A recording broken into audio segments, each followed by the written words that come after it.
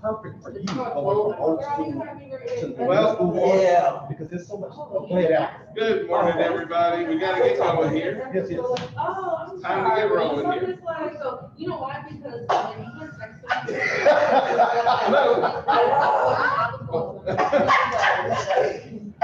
All right, just do it here this morning. So, good morning, everyone. Thank you very much for joining us. We are on the live. We are on Zoom as well right now.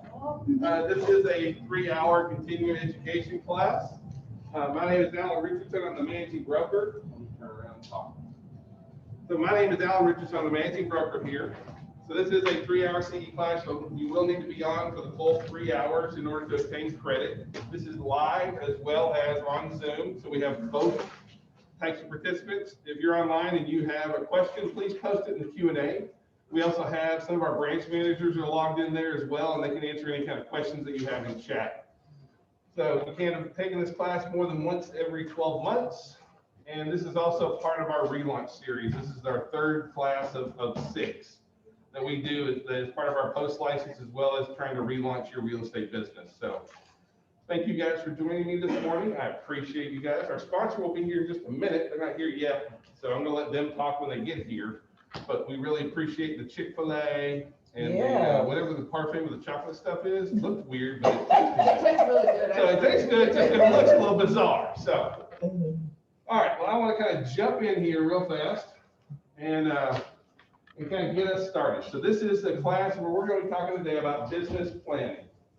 And see, business planning is really, really important, but so few agents give it the time of day that it really needs. Give it the attention. See, the vast majority of real estate agents operates kind of like Alice in Wonderland, right? I know it seems a little bizarre, but y'all know the story of Alice in Wonderland, right? Yep. So Alice is walking down the path. She sees the Cheshire Cat. The cat says, she goes, which way? And there's a path, and there's 2 ways to go. She's like, which way should I go? And she says, well, I don't know. I mean, where are you trying to go? I don't know. Well, if you don't know where you're trying to go, it doesn't matter which path you take. And that's what the bulk of folks are in real estate are having a challenge with, is because they haven't decided a path that they want to take. So, hand these out.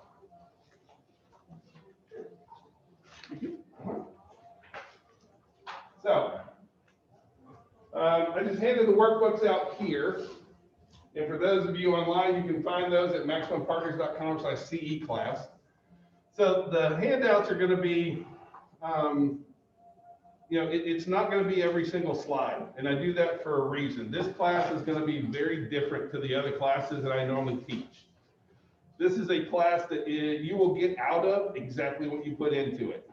So if you're just here to punt, to knock out 3 hours and not really participate, then this class is really going to stink for you, because everybody's business is very, very different. No one's going to build your business for you. Right. There isn't a blueprint that goes that way. So everybody's business plan is going to be very different. Everybody's process is going to be very different. We rarely take the time to plan and to think about our business and to project where we want our business to go.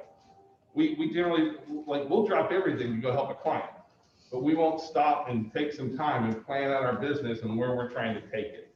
You guys are small business people. You guys are entrepreneurs. You own your own companies. You don't work for your broker. You don't work for your brokerage. You are your own company. You hang your shingle underneath the broker's. You hang your name underneath the broker's shingle. But that's really about it. Your managing broker's there to help with a lot of things. But at the end of the day, it is your business. So you've got to treat it like a business. Now, the other day I mentioned that one of the big attributes for top producing agents is that they have a CRM. The other big attribute is they have a plan. They have a business plan. They know what they're doing. They have a process and system.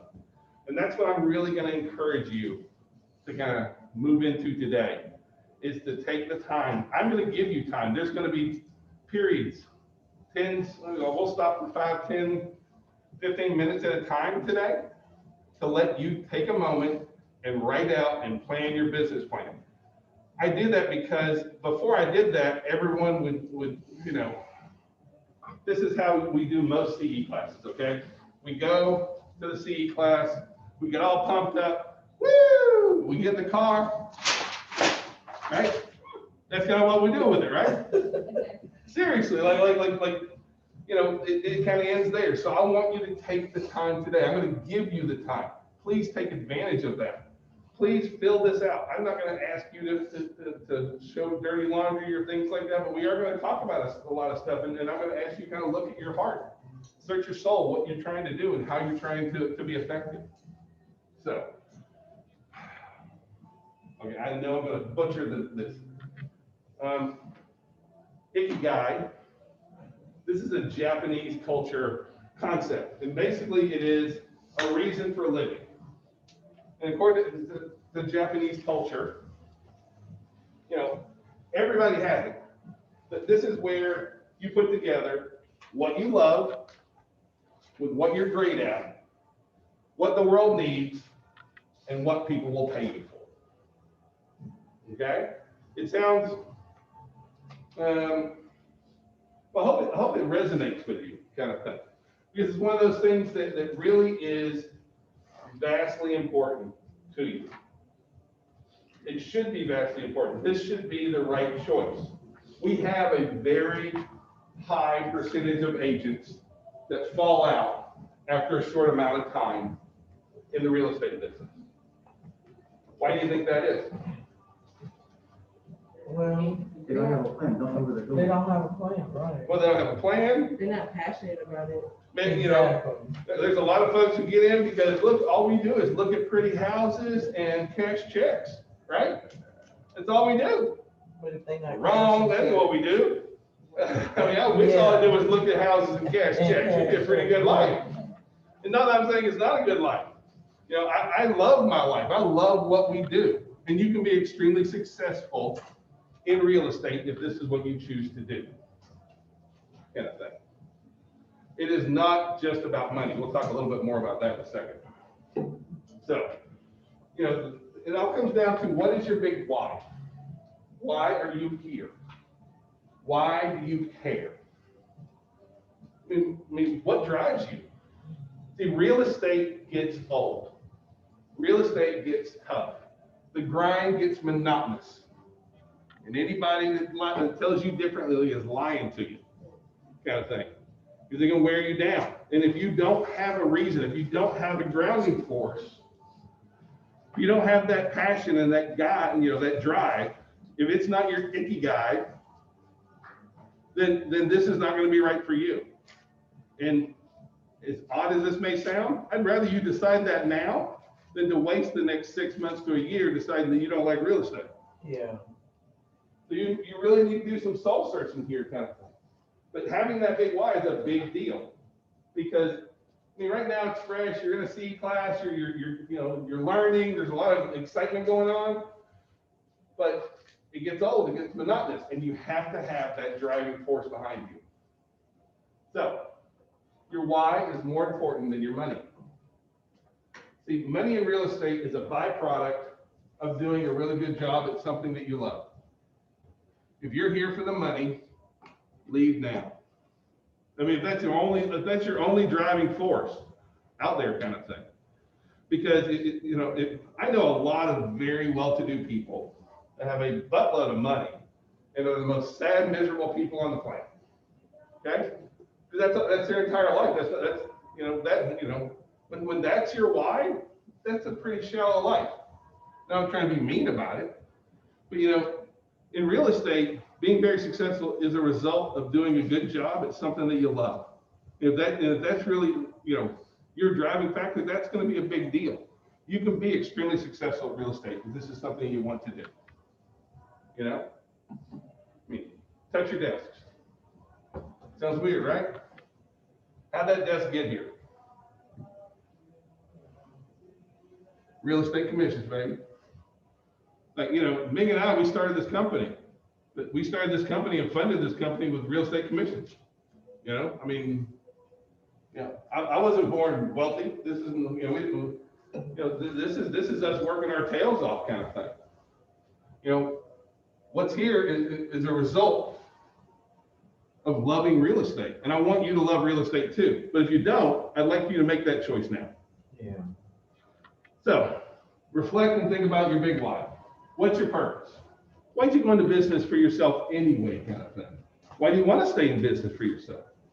Why do I want to grow my business, increase my wealth? Why do I improve my health? Why do I want to systematize on my business? And you need to. Why is this so important to me? If it's not important to you, it is not going to happen for you. It's really, really important. And I know that this sounds like I know you were coming in probably expecting a real business class, and I'm just getting right in your business, right? But that's where I need to be. That's where you need to be. We need to take some time to think about it. So on your sheet over there, it'll say, I'm committed to my best year ever because, what's my big why? I want you to take a moment and put down what your why is. Is your why family? Is this? Why do you get up in the morning? When your feet hit the ground, what's driving you?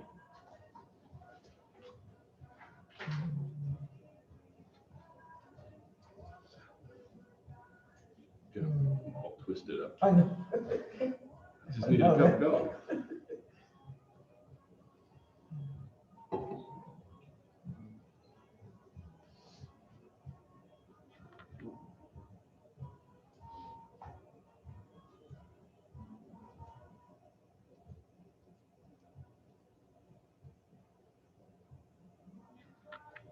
So it's very easy, especially if you're online, to just kind of blow through this.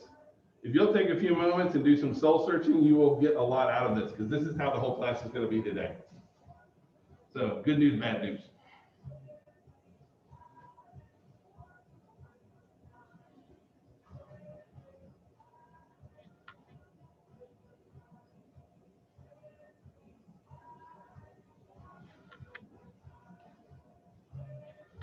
Yes, sir. Can you turn on the music a little bit? Oh, absolutely. I'm sorry. And where's when you can the music?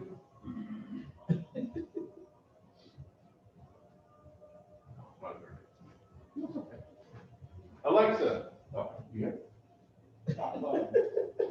It's just Alexa.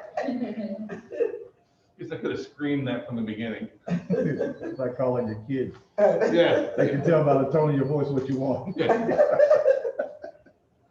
All right, so do we all have what our why is? What's our purpose for being here? Why are we in real estate? Why do we care? Why is this the right choice for us? You got it? All right, we start with that kind of thing. Clicker didn't seem to be happy. Okay, we're gonna try this again. Okay. So, hang on to that because we are going to use your why here in a minute kind of thing. But before we get too deeply into just your why, we have to look at how do we interact with other people. Anybody here ever done a DISC profile? Okay? DISC. D-I-S-C. We're going to talk about behavioral style and how you communicate. This is really about how do we communicate with others.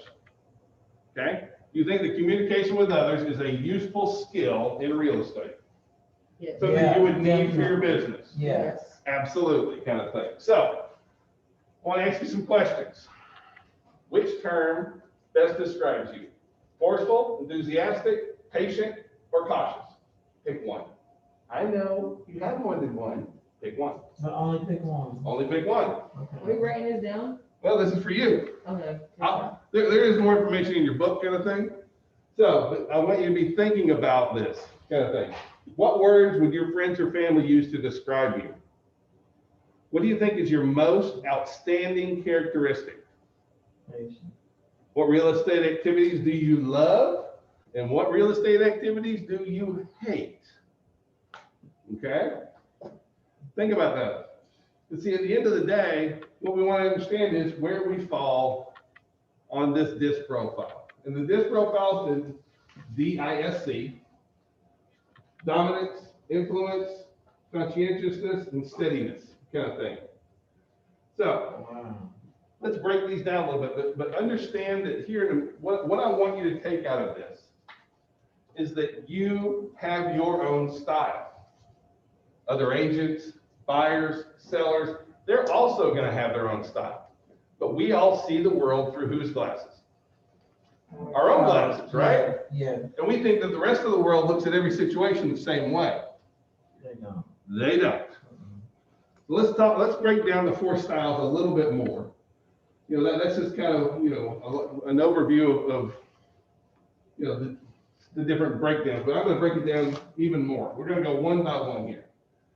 So if you're a D, if you're a high D, you're direct, forceful, independent, efficient, authoritative, self-starter, inquisitive. You enjoy challenges. You are very self-motivated. You communicate clearly, at least in your mind. You're going to have any problem. You're going to be very task-oriented. You're going to be very organized. These are the lions. Okay? They're motivated by competing, by winning. They often state opinion as fact, because in their world, that is a fact. It may not be the fact of the rest of the world, but they're going to state all their opinions as fact. They tend to be very impatient. They're very direct. They're always in a hurry, kind of thing. So how do you communicate with a D? First of all, don't waste their time. They don't want to hear it. They got stuff to do. Come on. Just the facts, ma'am. That's really how it is. So stay on task, be clear, be specific, kind of thing. Don't chit chat. They don't care about chit chat. It doesn't motivate them. It doesn't drive them. When you're just talking chit chat to a D, you know what they're hearing? They're hearing Charlie Brown's teacher. Seriously. So if you're gonna come prepared when you're gonna have a conversation. So if you need to talk to a D about lowering a list price or things like that, you've got to come prepared for that kind of thing. You have to be organized. Present all your facts logically, make sure they go ahead, provide alternate choices. This is one of the best ways to communicate with a D is when you present alternate choices, because when you present alternate choices, they can make the decision. If you ask them to change their mind, they never will. But if you say, we can do this, this, and this, and those are all your choices that you'd like for them to make, that's the best way to go. If you disagree with a D, focus on facts and not on attitude. Because what happens when two Ds talk to each other? It's a whizzing match, right? Yeah, it's who can whiz up the fence higher. It's really a whole lot of this, you know, kind of thing. Or we're just trying to push each other around, kind of thing. So our famous high Ds: Donald Trump, Hillary Clinton, De Niro, General Patton, Jack Nicklaus, Cher. I'm kind of a geek. So like in the Star Wars world, this is Darth Vader, okay? Now, if you're a D, you're very likely to stick to your business plan. Because our Ds tend to be very focused and they plan well. But they need to be automating their services, their systems as much. They also generally need to outsource a lot of their lead gen because they sometimes have a hard time with the warm and fuzzy side of things. Being straight up. How about our eyes? You can only see the eyes in a group. They're the ones who don't want to shut up. They're enthusiastic, demonstrative, stimulating, inspiring, convincing, extremely sociable, influential, charming. They're very persuasive, gregarious, creative problem solvers, but they don't stay on task very well, kind of thing. Right, Mark? That's 3 minutes left. I don't know if I did. Yeah. These are our busy little otters, kind of thing. They are very motivated by social recognition. Social interaction goes very, very strong for them. They're very open, very friendly. They'll start a conversation in a second. They're extremely eager to talk, and they tend to be scatterbrained.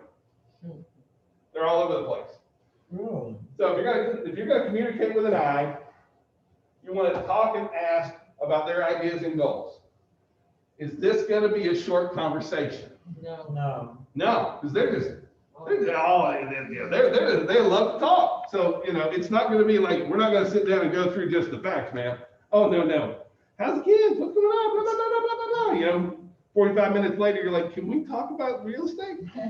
So So you got a plan interaction that supports their goals. Make sure you have plenty of time for relating to them and communicating with them.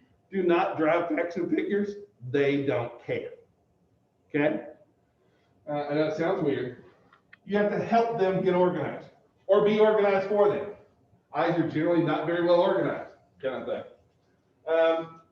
Do not let eyes leave their decisions in the air because they will. They're like, I'm just going to pray on it. I'll think about it, kind of thing. You can't, you got like, well, we're not going to get anywhere if we don't go that way. You can't just let them leave it hanging out in never land, kind of thing. So provide them ideas, alternatives, offer incentives for being willing to make a decision and take a risk. So our famous high eyes, Bill Clinton, Richard Pryor, Will Smith, Robin Williams, Oprah, Dolly Parton, Star Wars, Han Solo, baby, right? That's our high eye in Star Wars kind of thing. So if you're high, you're very likely just to sit down with a cup of coffee and talk to your clients all day long. You're gonna have a really easy job with that kind of thing. However, sitting at your desk doing paperwork, not normally your greatest task. So being able to, having different administrative assistants or transaction coordinators is a really important thing. Open houses, door to door, face to face, any kind of events, you're going to really excel at, and you should do more of those kind of things. Plan on and think about hiring an assistant to handle your mundane tasks because you won't ever do them. S's. S is stability. This is the largest group in the United States, our S's. We have more S's than we have anything else, kind of thing. They are patient, predictable, passive, complacent, but I don't mean that they roll over necessarily. They're very stable, very consistent, reliable. These are patient, relaxed people. These are just good people, you know? These are the golden retrievers of people, okay? These are the labs kind of thing.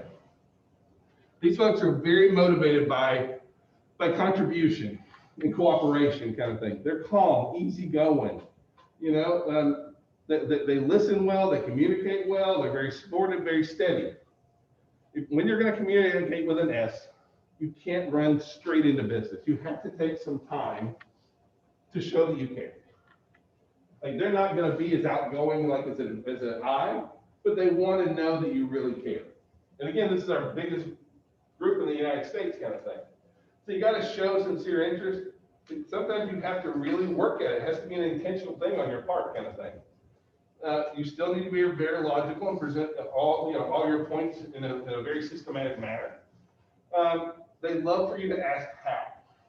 Asking S's questions is a great way to get them to communicate with you. And it helps them to feel that their opinions are being expressed because they won't normally throw them out there.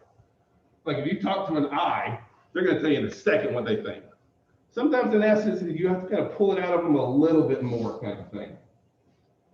Do not interrupt these folks because they're thinking about what they want to say. If you interrupt them, they'll just think that you are a pushy bully kind of thing, or that you don't listen. So what happens when you have a D or an I trying to communicate to an S? Well, the D and the I shut up. No. How does the S take that? You don't want to hear me. Right. You have to be able to stand back. Don't interrupt them. You have to look for feelings and situations where you hurt their feelings. It's very easy to hurt their feelings, kind of thing. So, Gandhi, Charlie Brown, Barbara Bush, John Denver, Mother Teresa. In Star Wars, this is the Luke Skywalkers, kind of thing. Good, steady people, kind of thing. If you are an S, stick to your schedule, stick to your strengths. Your daily routine will look very, very strong for you, kind of thing. Focus on daily processes, things that you do daily. That's one of the biggest things for S's is to focus on daily. C's, conscientious, okay? Perfectionist, systematic, careful, analytical, orderly, neat, precise. You know, they follow their procedures. They are extremely professional. They are extremely disciplined. These folks, their contracts are perfect, okay? They maintain a very high standard for themselves and for everybody else around them. If not, they will judge you. So these are our beavers, our busy beavers kind of thing. They are very motivated by gaining knowledge and showing expertise and quality of work. What you do when no one sees really matters to these folks, and that's how they look at life, kind of thing. Quality, accuracy, personal growth, focus, rules, okay? Fairness. So, communicating with C's can be some of the biggest challenges out there because they tend to be the most guarded. You have to pull things out of them. They may not care that much, but they want to know that you're trying. I know that sounds kind of different kind of thing, but you can't just run straight into business with them. You have to try and pull it out of them. They may not give you much, but the fact that you try goes a very long way. So draw their personal goals, what's really driving them kind of thing. This group right here will not make fast decisions. Don't force them into making fast decisions or they will dump you. Okay? And it's very, very true. These are the folks that have to lose a contract or two before they realize that we can't wait around. Our C's having a hard time buying houses right now. Yes. Yes. Because by the time they've made a decision, what happened? House is under contract, inspected, and closed, right? Well, I thought we'd try that house now. That thing, they moved in last week, kind of thing. So, again, make sure that you're asking questions that this group also really appreciates when you ask how and why and what their thoughts are, kind of thing. This group, more than any, is the most likely to ghost you if you aggravate them. They won't say anything to you. They'll just never call you back or answer your phone calls ever again, kind of thing. So, our famous high C's: Bill Gates, Henry Kissinger, Einstein, Kevin Costner, Mr. Spock, and then in Star Wars, C-3PO. Very regulated, kind of thing. This group is most likely to stick to their schedule. But this is also the group that's most likely to have a very hard time doing any kind of outreach and lead gen on those kind of things. Incorporate the activities that you really do enjoy, kind of thing. You'll be much better at educating than you will at entertaining on things like that. So, you'll see a lot of C's who can still do a lot of videos, but they're not going to be like, woo, videos. They're going to be like, this is how we do it, kind of thing. But, your strength lies in sticking with your procedures and doing them flawlessly. These folks will expect you to be right and expect that everything that you do is right. When you're dealing with a C that's a client, can you leave any blanks on the contract not filled out? No. No, not at all. Okay?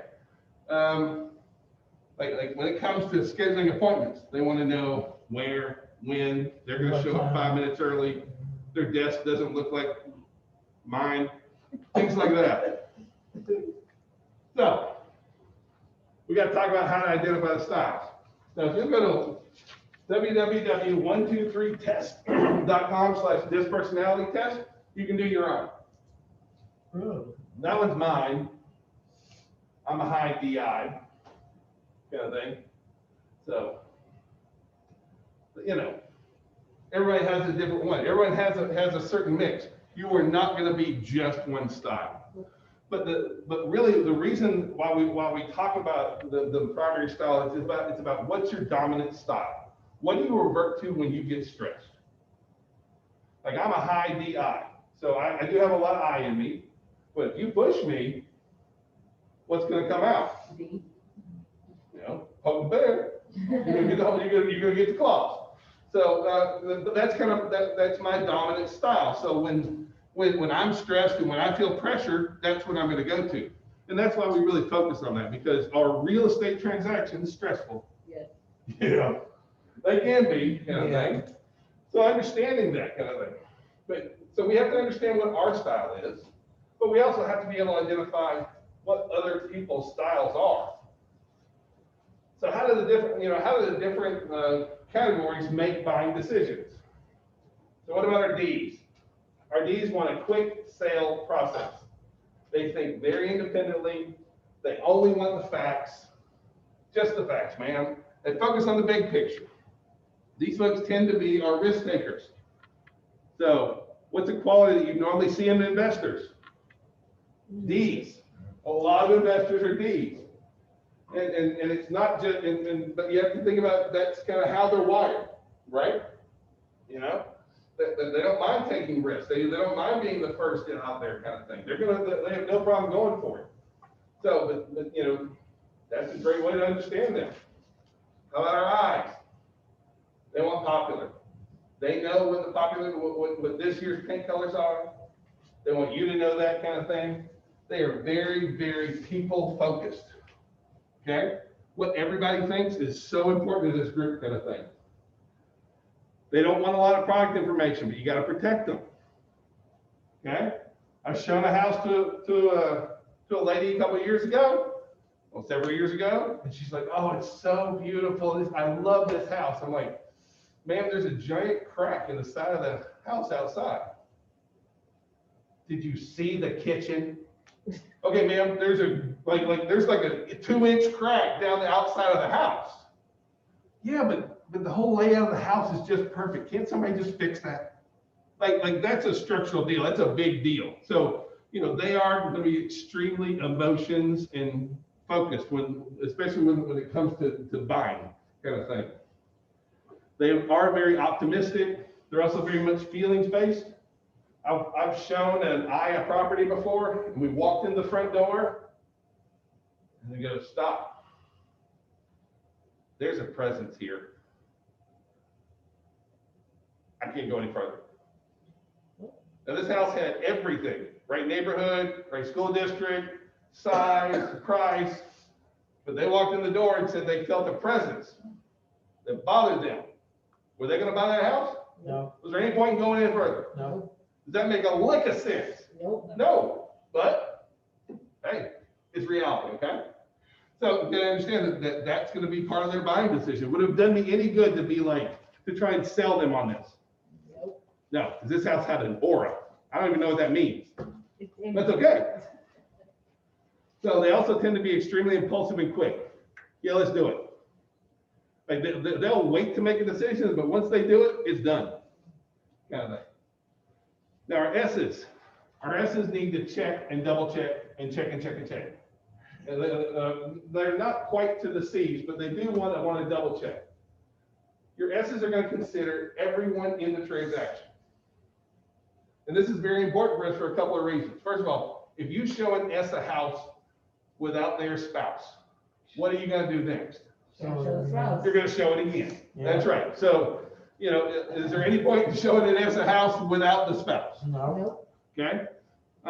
With S's, anybody in the family can destroy a deal. I mean, it really is. We see this happen.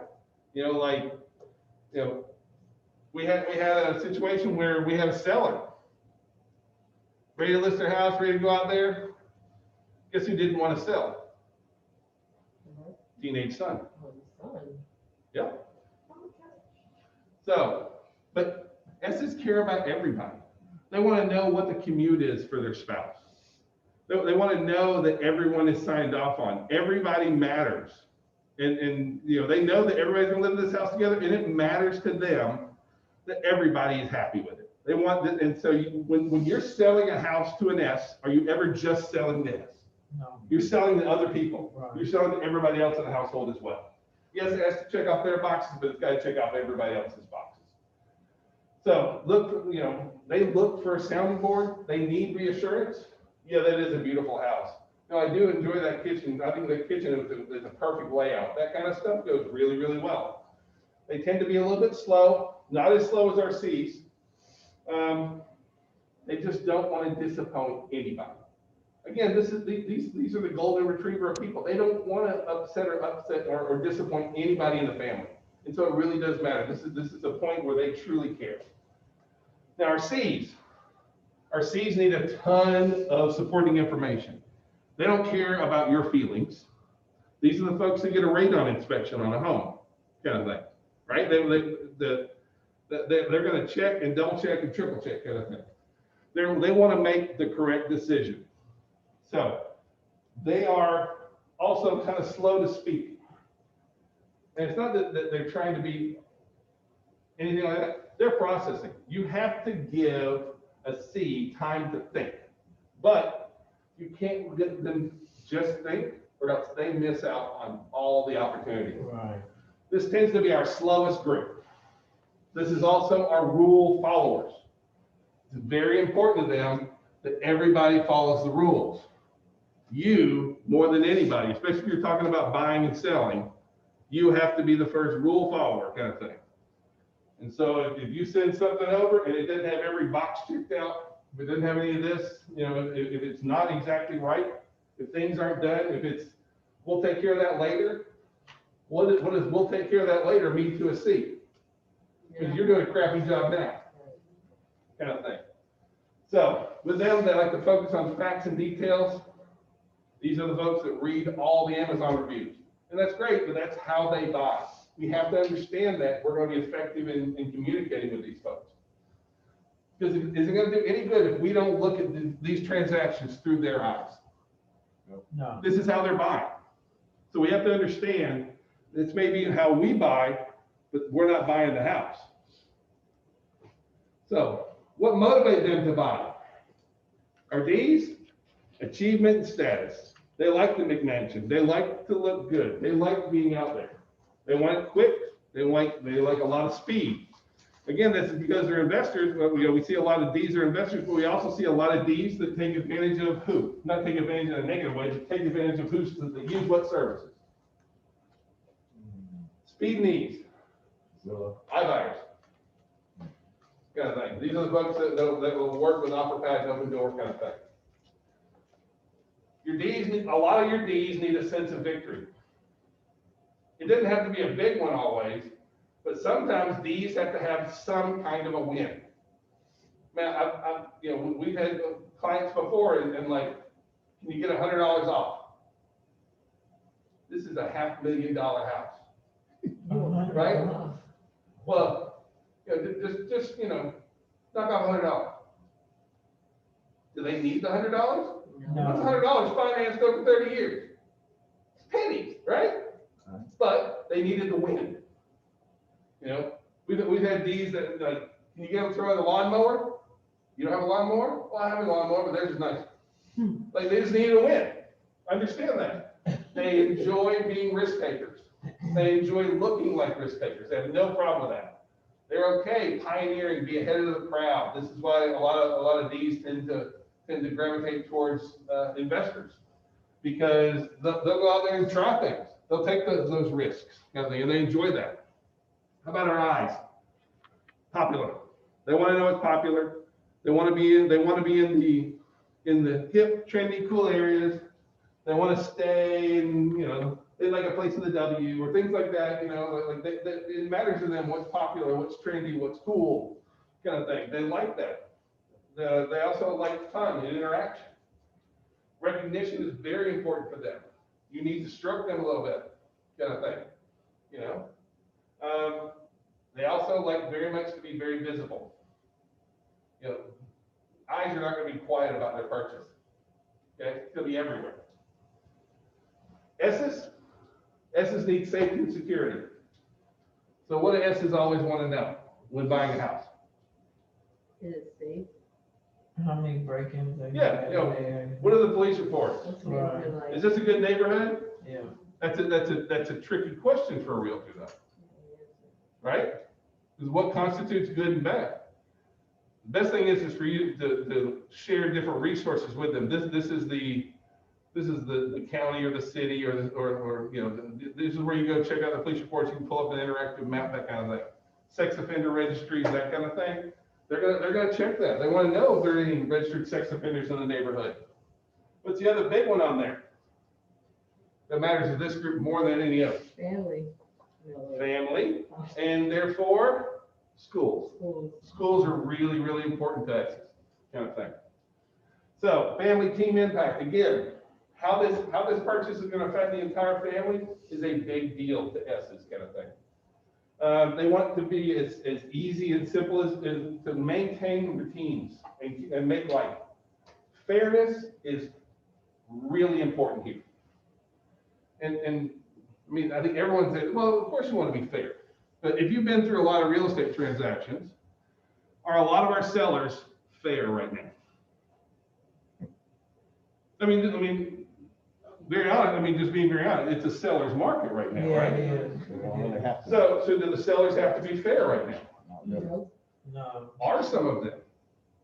No. no, And you know, like it's one of those things like in today's market, our sellers are really holding a lot of the cards, kind of thing. right. And so what happens when an S buyer feels a D seller is not being fair? They'll kill the deal. They'll walk away from it. Yeah. They need a sense of fairness. They don't like being taken advantage of. And they will walk in a second unless they feel it's being fair. Right. But you can see how in a real estate transaction, you're in the middle, right? I got a D seller, I got an S buyer. Mr. Seller over here is like, I ain't doing squat. And you know, the S buyer's like, look, all I asked for was to have the electrical outlets where my family's gonna be fixed. Like, that's not unreasonable. That's right. So again, you end up with they're coming from different points of view, kind of thing. So try and remove as much uncertainty as you can for them. For our C's, they need support information and a lot of it. Yeah, they want to check out all the facts, figures. You can't over information them. Right. They want as much as you can give them on most of that kind of stuff. They like clear, logical facts. Studies, test results go really, really strong. Like you get a home inspection, they say, we recommend the foundation is inspected by a foundation repair specialist. They want that done, and they want that you recommend it and have a company to do that for them. Expert endorsements go a long way for these folks. And then very, very clear instructions. Can you tell these, if you're going to closing, can you say, hey, just meet me over at Lugar Law? No. Our closing is at Lugar, Larkin, and Hunter, 123 Main Street. We have to be there at 10 p.m. Make sure you bring your driver's license. I'm going to text you the address as well as the contact information and their phone number in case you get lost. That is how you have to communicate. That's how they want to be communicated with, kind of thing. So, let me back up a little bit. So again, I want you to understand that you have to understand what your tendency is. Are you a D? Are you an I? Are you an S? How do you communicate with other agents? How do you communicate with buyers, with sellers? Can you be a little bit of all of them? Oh yeah, everybody has some of it. Yeah. I have a little bit of C. I have a little bit of S. I'm mainly D and I, but everybody has a blend. But again, it's what do you go to when you're really stressed? But we have to understand that if you want to be successful in real estate, does anybody get paid unless you go to closing? Nope. No. How do you go to closing? You get everybody to agree. Yeah. All parties agree, right? Yeah. Can you do that and only look through the world from your own lens? Now we have to understand all the different players. We have to recognize, oh, that seller is really a high I. They're not going to be great at taking care of the details. Or that buyer is this. The other agent might be this way. But understanding that can help you to communicate with them. Can make you more effective at closing more deals. Questions? Wow, that's neat. Let's see. Anybody got any questions online? Nope. Good. All right, great. All right, let's move on. Who here has a mission statement? Okay, good. We're going to craft a mission statement. Why should we craft a mission statement? You say craft or craft? Craft, sorry, Okay. craft. C-R-A-F-T. Yes. Okay. Create, build, organize our own mission statement. Why do you think that's important? It's part of our why. Well, You have to know why you're doing what you're doing. maybe. What big companies you know don't have a mission statement? Right? Our product or service. It's time for you to look at your business as a company. Okay? Okay. Stop your, yes, you may be a single agent. That doesn't mean that you are not a company. You need to operate your business like a business. So, define your mission statement. Begin with your why. Define your organization. What do you do? Who do you do it? How do we do it for? Really, at the end of the day, to me, the last question is the one that really has the biggest impact. What value do I bring? What value do I bring to this world, to this transaction? What value does my organization bring?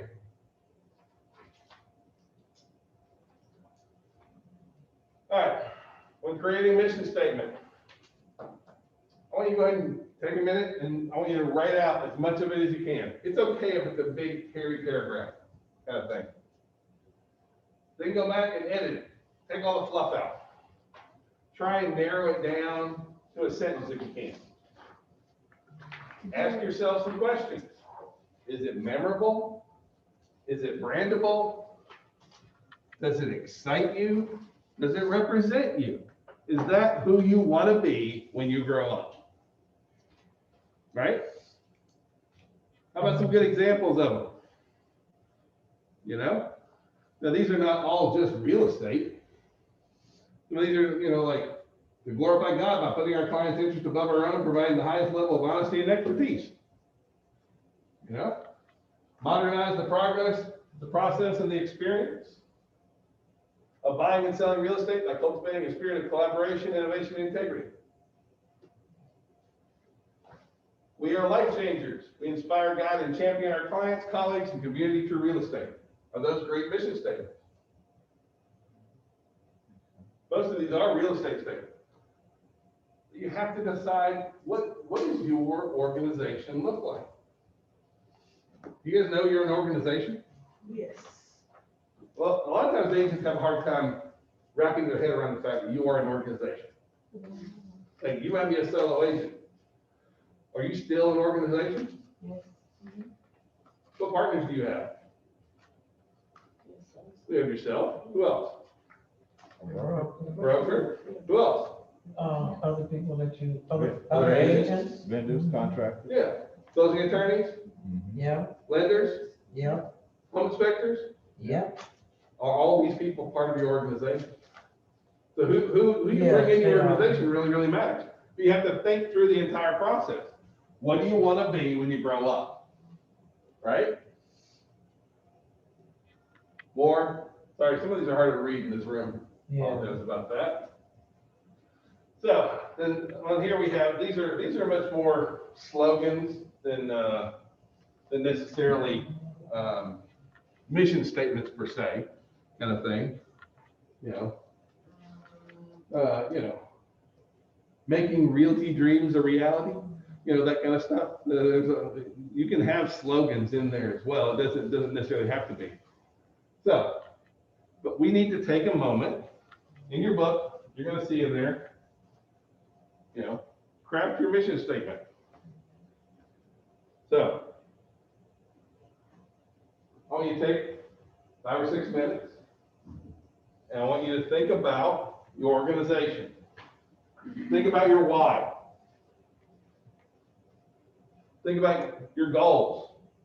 Think about the impact that you want to make on the world, even the world in your neighborhood. So, no one has ever given you time or expected you to do a mission statement before now, but I do. So I'm going to shush for a few minutes and let you guys focus on writing your mission statement. Is it basically filling in this? That's just another template on there that you can, step back. But that's just another, I'm trying to be very conscientious about the COVID thing. So, just want to make sure I'm not being creepy, but I'm in dire need of coffee. So, but that's just another template that you can use on there, kind of thing. It really is about what, I tried to give you a bunch of different creative ideas.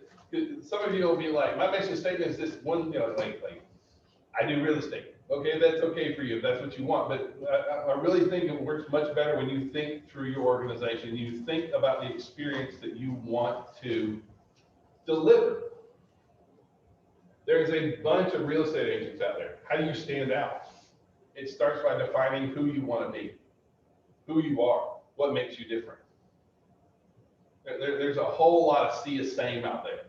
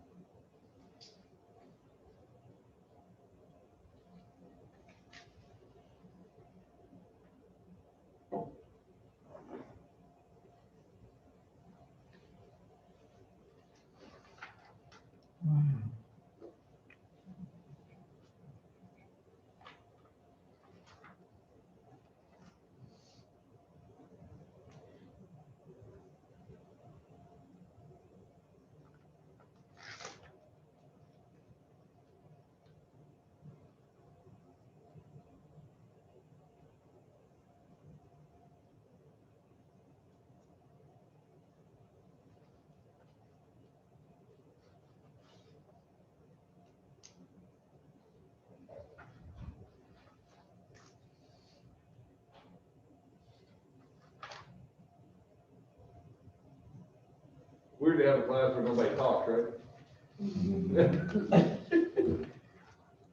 Take the time.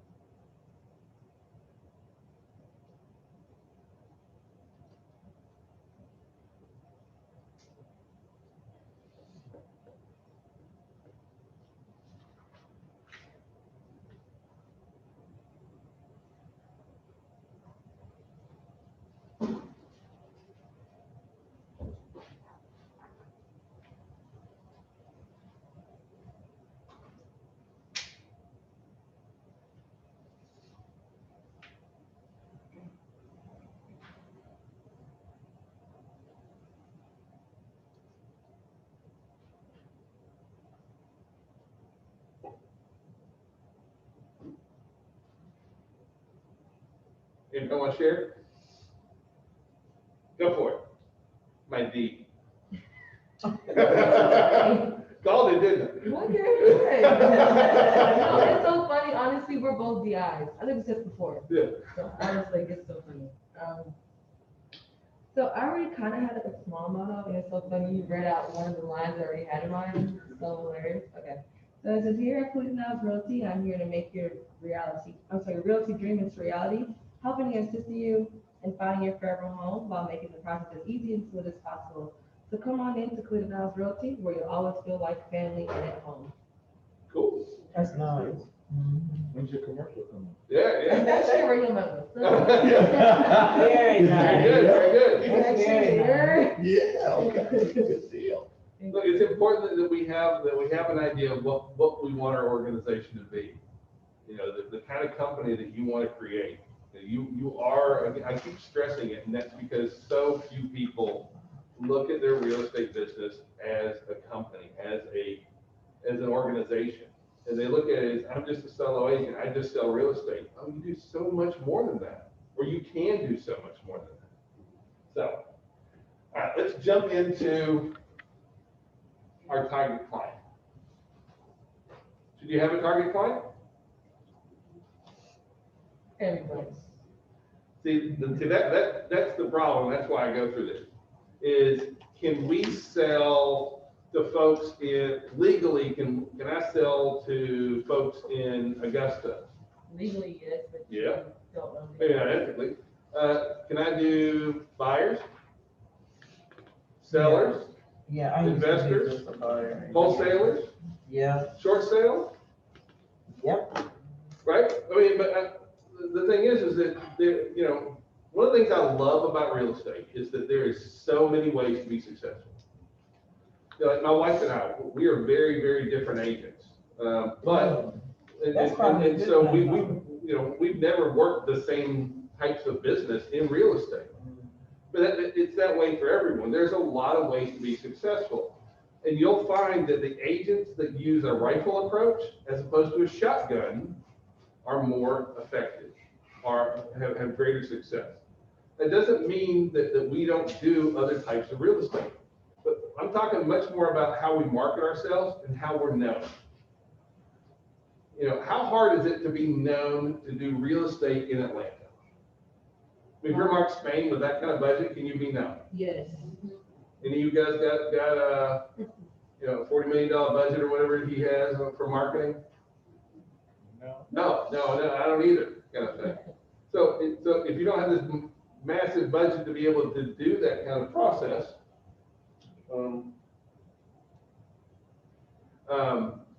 then what do you do? You have to break it down. You want to become known in certain segments. Okay. So anybody know who the church lady is? In the church? Could it be Jesus? No, not that church lady. Oh. But here we have a realtor in the state of Georgia, and she'll sell 100 churches a year.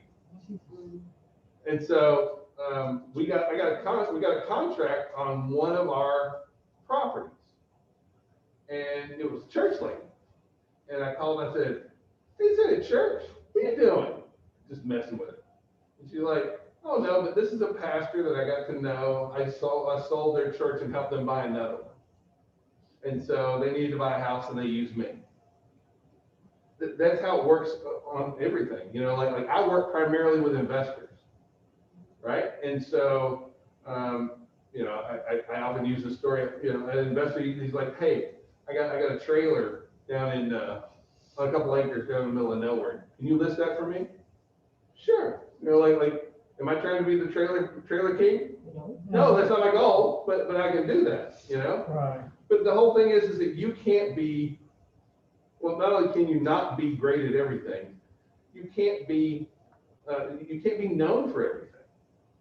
And so you're much better off to really focus and specialize on being good at a few areas. And so, everyone is going to have a client avatar when they leave here today. And you will have more than one. Today, we're only going to be focusing on one. Who is our perfect target client? I encourage you to do this exercise again. But do it focused on who it is that you're trying to work on. And as we do it, I hope it makes more sense. So, a customer avatar. This is kind of a profile of this ideal, perfect customer kind of thing. It focuses on one person. This is like, what you want is that you can close your eyes and you can picture this perfect client in your mind. And so that first we have to decide or define who this client is. So we're getting a little form there. Are they buyers? Are they sellers? Are they renters? Are they retirees, investors, relo, probate, REO? What are they?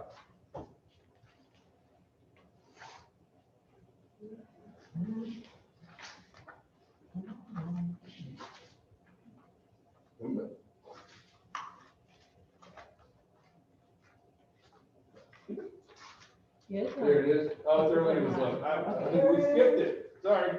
It's out of order. Oh. Sorry. If you're online, it is earlier in the book. Okay. Sorry, Page 13. page 13, my bad. They're all page 13. Oh, they're all page 13? Yes. Oh, well, turns out. All right, Before the mission statement. right before the mission statement, if you're online looking for the form as well, it's just earlier in the book. I think I've somehow messed the spacing up. All right, does everybody have the form now, Yeah, or the right page? yeah. So, who's your perfect client? What are they? Buyer, seller, renter? First time Investor. buyer Put it there. in the box. Investment, investor. Yeah, you see them at the top. Yeah, who are they? Yep. Now, I want you to answer these questions. Where do they want to live? County, city, region. Smaller is better. Okay? Are you gonna have a hard time being known for first-time buyers in Atlanta? Yeah. Yeah. Yeah, how about Sonoya? Is that a place? Yeah. I was so sorry. Okay, obviously you're not from down here, okay? Yeah, another place. Now, how about East Point, Okay. Ever, East Point, yeah. College Park? Yeah. Yeah.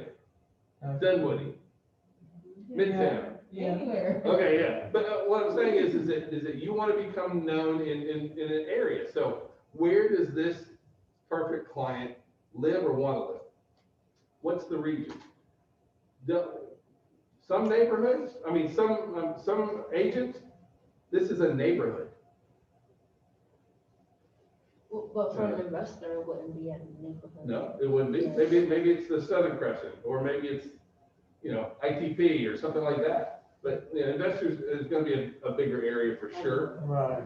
But still, you can't be everywhere to everybody, kind of thing. And you can't know the entire investment world everywhere in Georgia.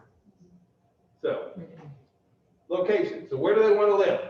Next one, how old are they? What's their age? If you're working with first-time buyers, they're not normally 60 years old, right?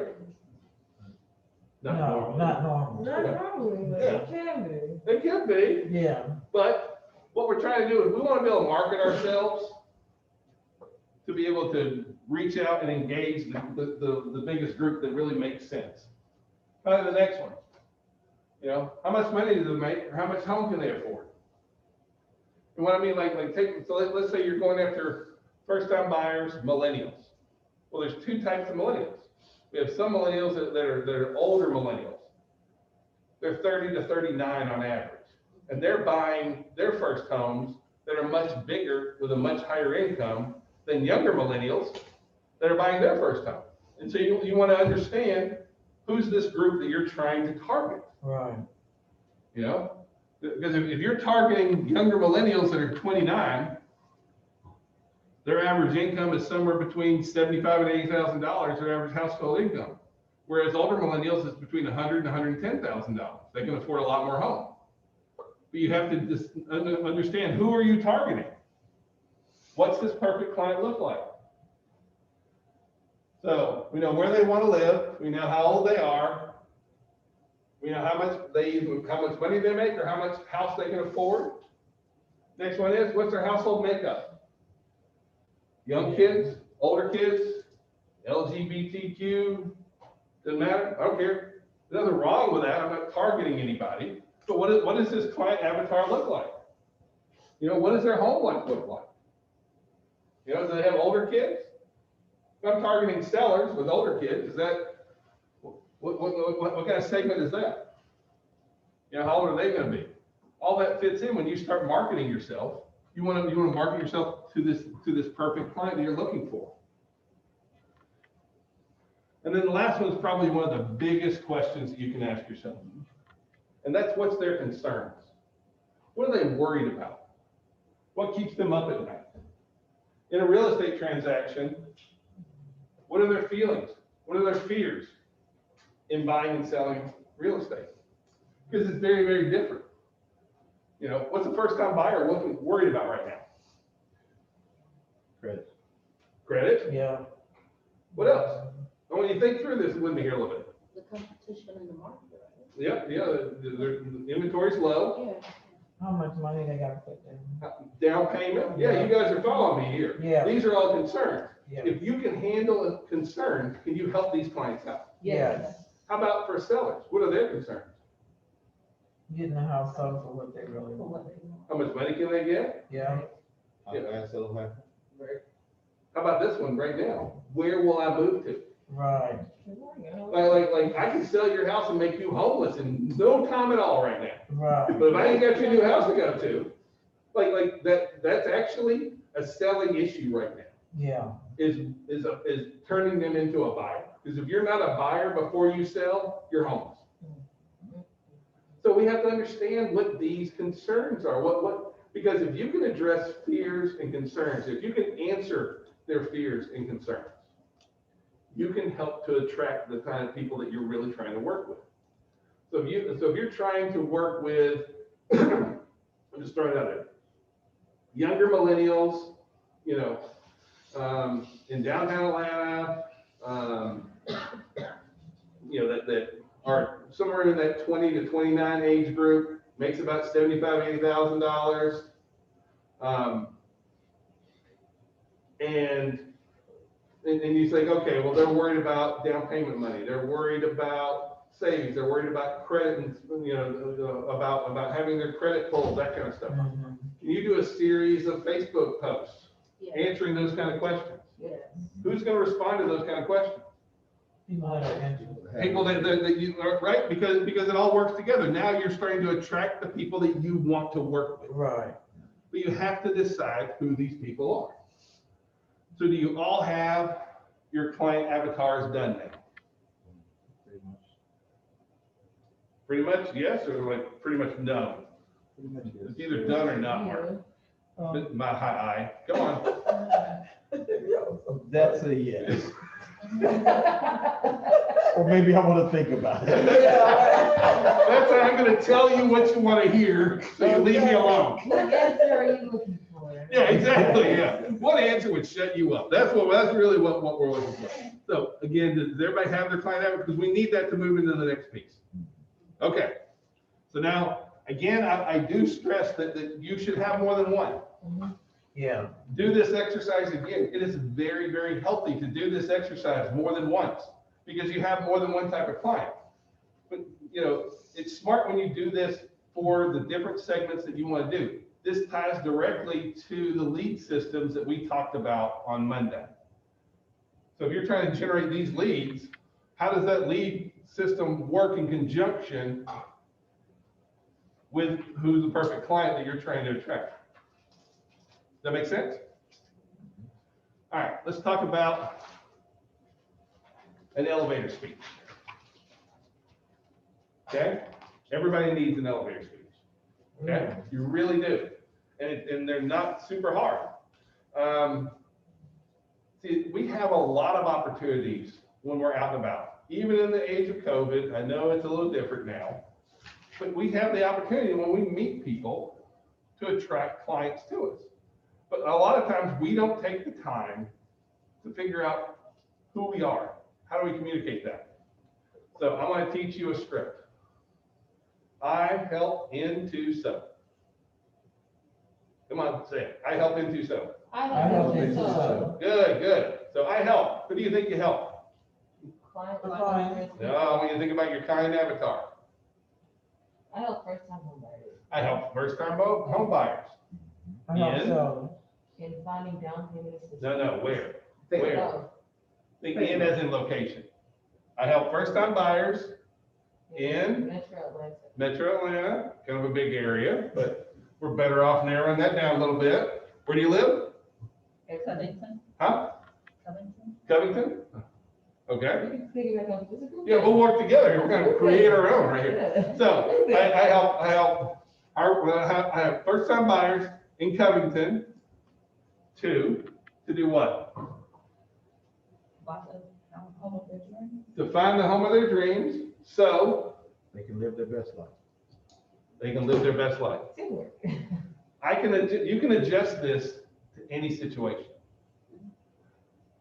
I help investors in the Southern Crescent to buy and sell real estate so they can make a lot of money. I help hardworking families in Henry County to sell and buy real estate to grow personal wealth. I help hardworking families in East Point to find the home of their dreams so they can realize the power of homeownership.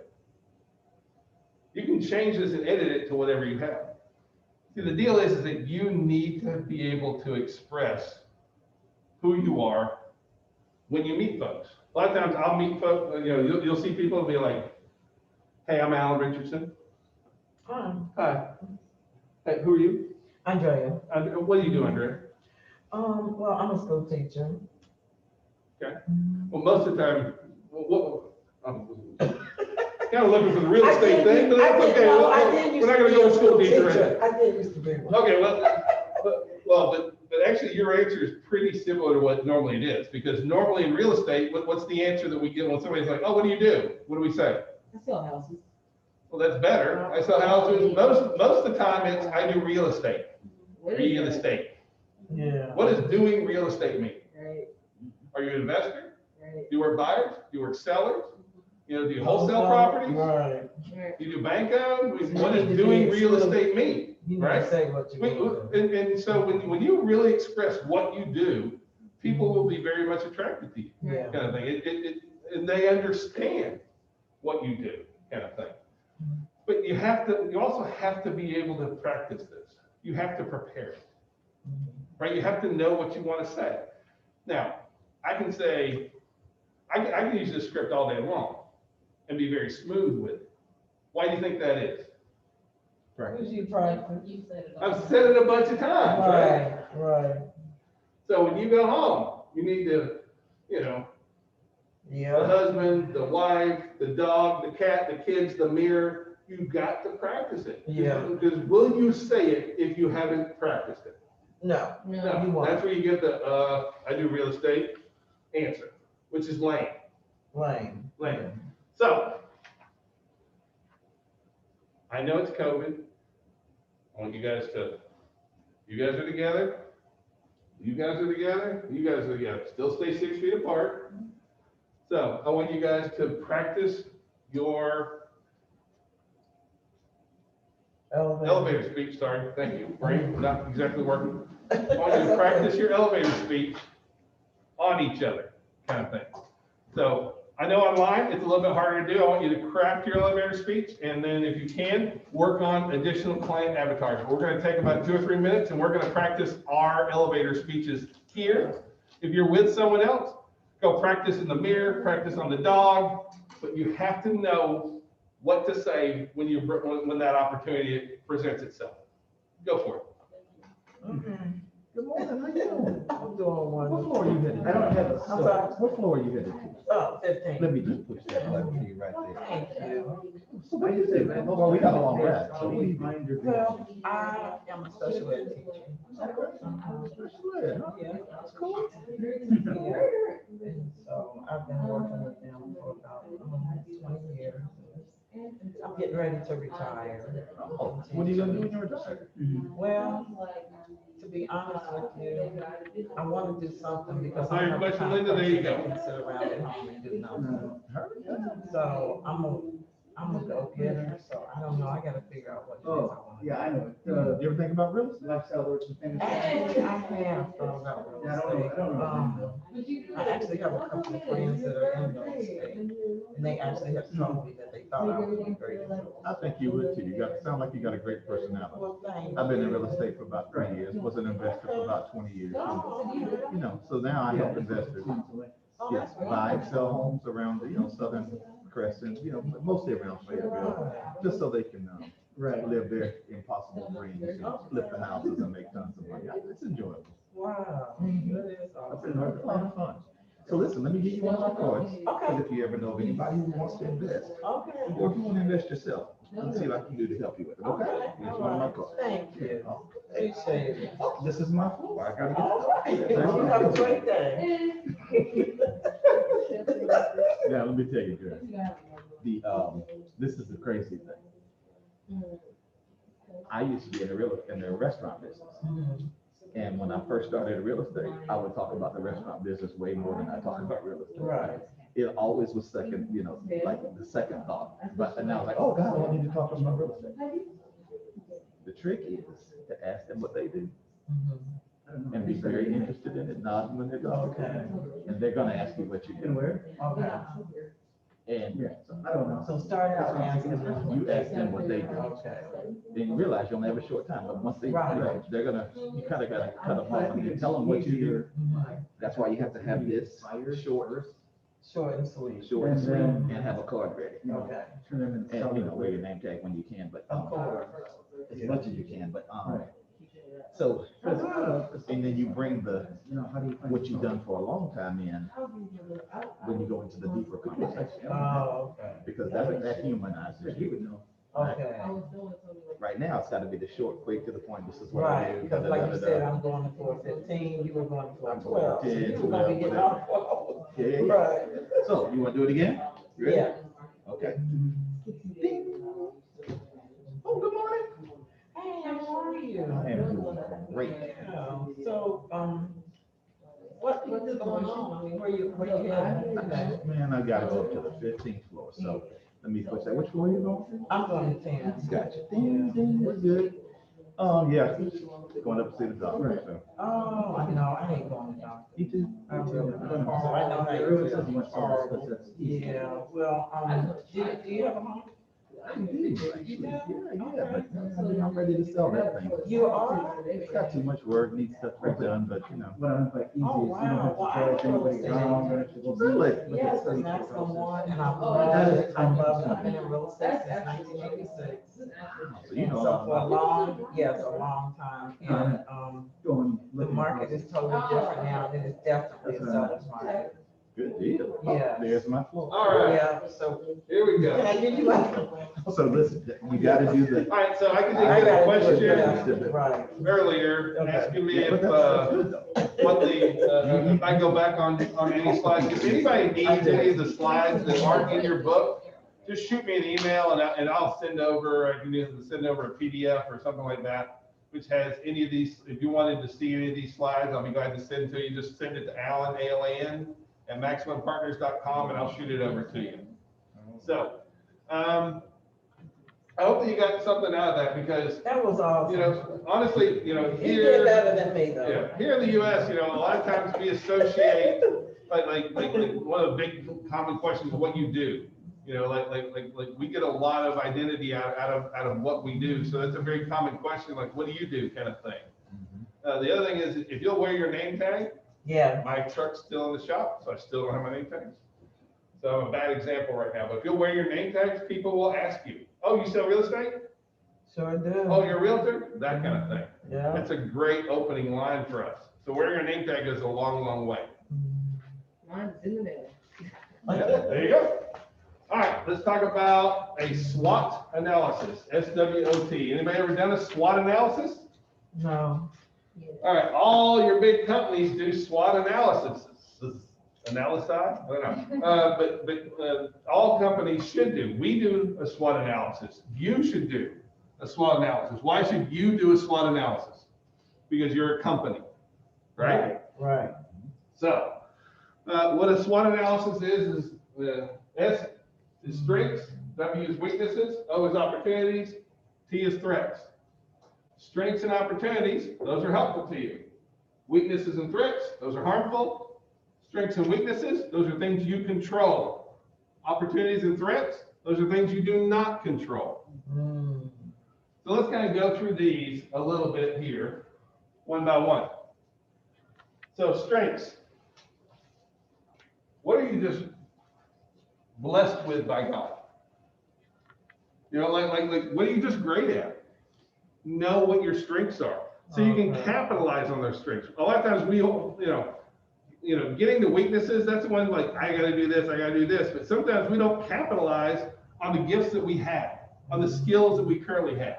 If you're great out talking and public speaking and that kind of stuff, but all you're working on is these other things, when really you should be going out doing more public speaking.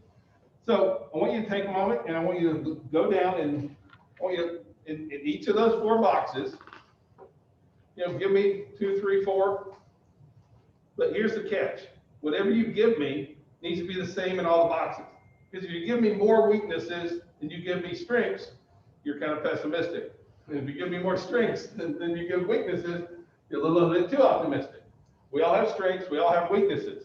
So, go ahead and list 2 or 3 of the strengths that you think makes you amazing. You said just strength right now? Just strengths. Just start. Yep, Um, yep. What are you really good at? What kind of experience do you have? Not experience necessarily, but like what are you a great communicator? Are you a really big people person? Are you organized? What are your strengths? We all have them. None of them are the same.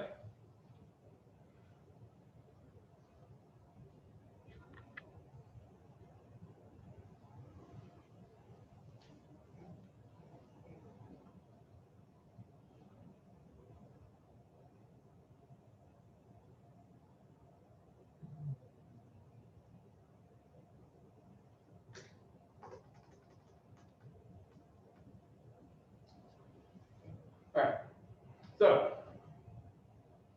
give me a strength. Personality. So. Oh, okay. Oh, I'm sorry. This personality is going to start for me. So, I'm sorry. no, don't be sorry at all. I am going to repeat your answers back so everybody on Zoom can hear too. So, personality, great. And I'm a people person. I was just going to do one. Oh, so I'm go around the sorry. room. So, yeah. Okay. Strength, Handsome. handsome. Oh, that's not it, I'm sorry. I in our group, right? Is that alcohol dependent? Humble is the next thing on his list. Okay. Well, that's under weakness. Oh, Energetic. energetic, okay. Strength, The ability to take on challenges. loves challenges. That's great. Strength, I'm a good teacher. teacher, educator, excellent. Strength, Good listener. good listener, amazing skill that we need. Strength, Self-driven. self-driven. Folks, good, excellent. Now, what are your weaknesses? These are normally much easier for us to identify, right? So I want you to take a few minutes and look at what are the areas where maybe you're not that strong. The other thing I want to encourage you to do is to not just take a weakness, because weaknesses are things that we can control. Are there things that we can do about our weaknesses? So let's say that you put down as a weakness, organization. What you gonna do with it? You gotta work on Yeah, I don't know, I don't have enough market knowledge. Is that a weakness for some people? it. What do you do about it? If you just put it on paper, then without creating a plan for how we're gonna fix it, it doesn't help. So list what your weaknesses are. What do you need? What do you feel that your weaknesses are? So put that in the big W box.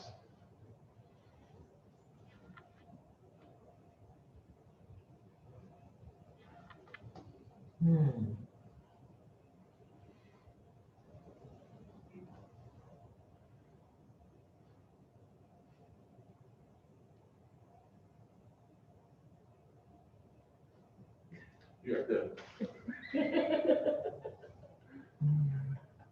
All right.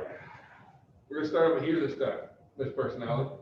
Weakness, Hard on myself. self-deprecating almost, yeah. Ah, that's not good. That's a weakness. All right, weakness, Time management. time management, there we go. Yeah. Weakness in the back?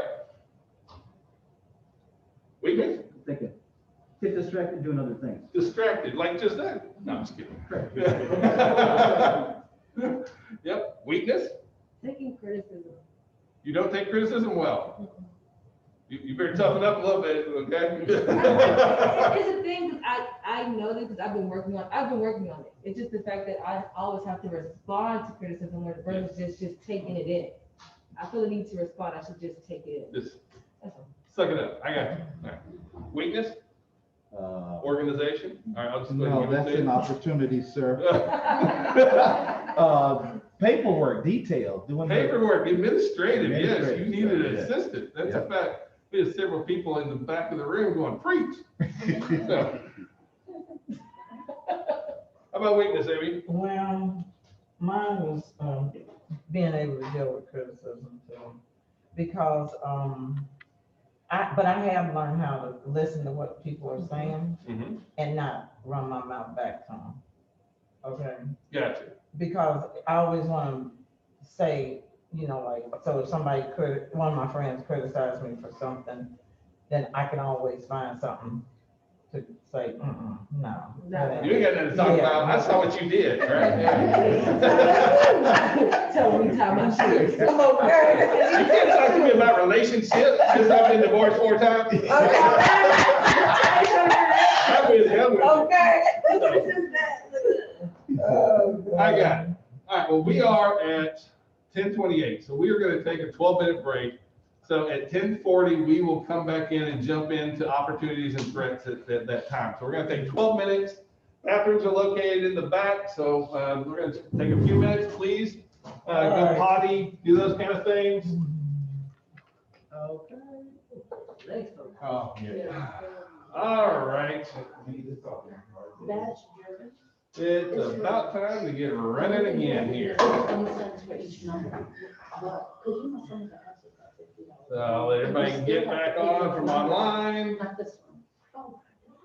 Everybody jump in.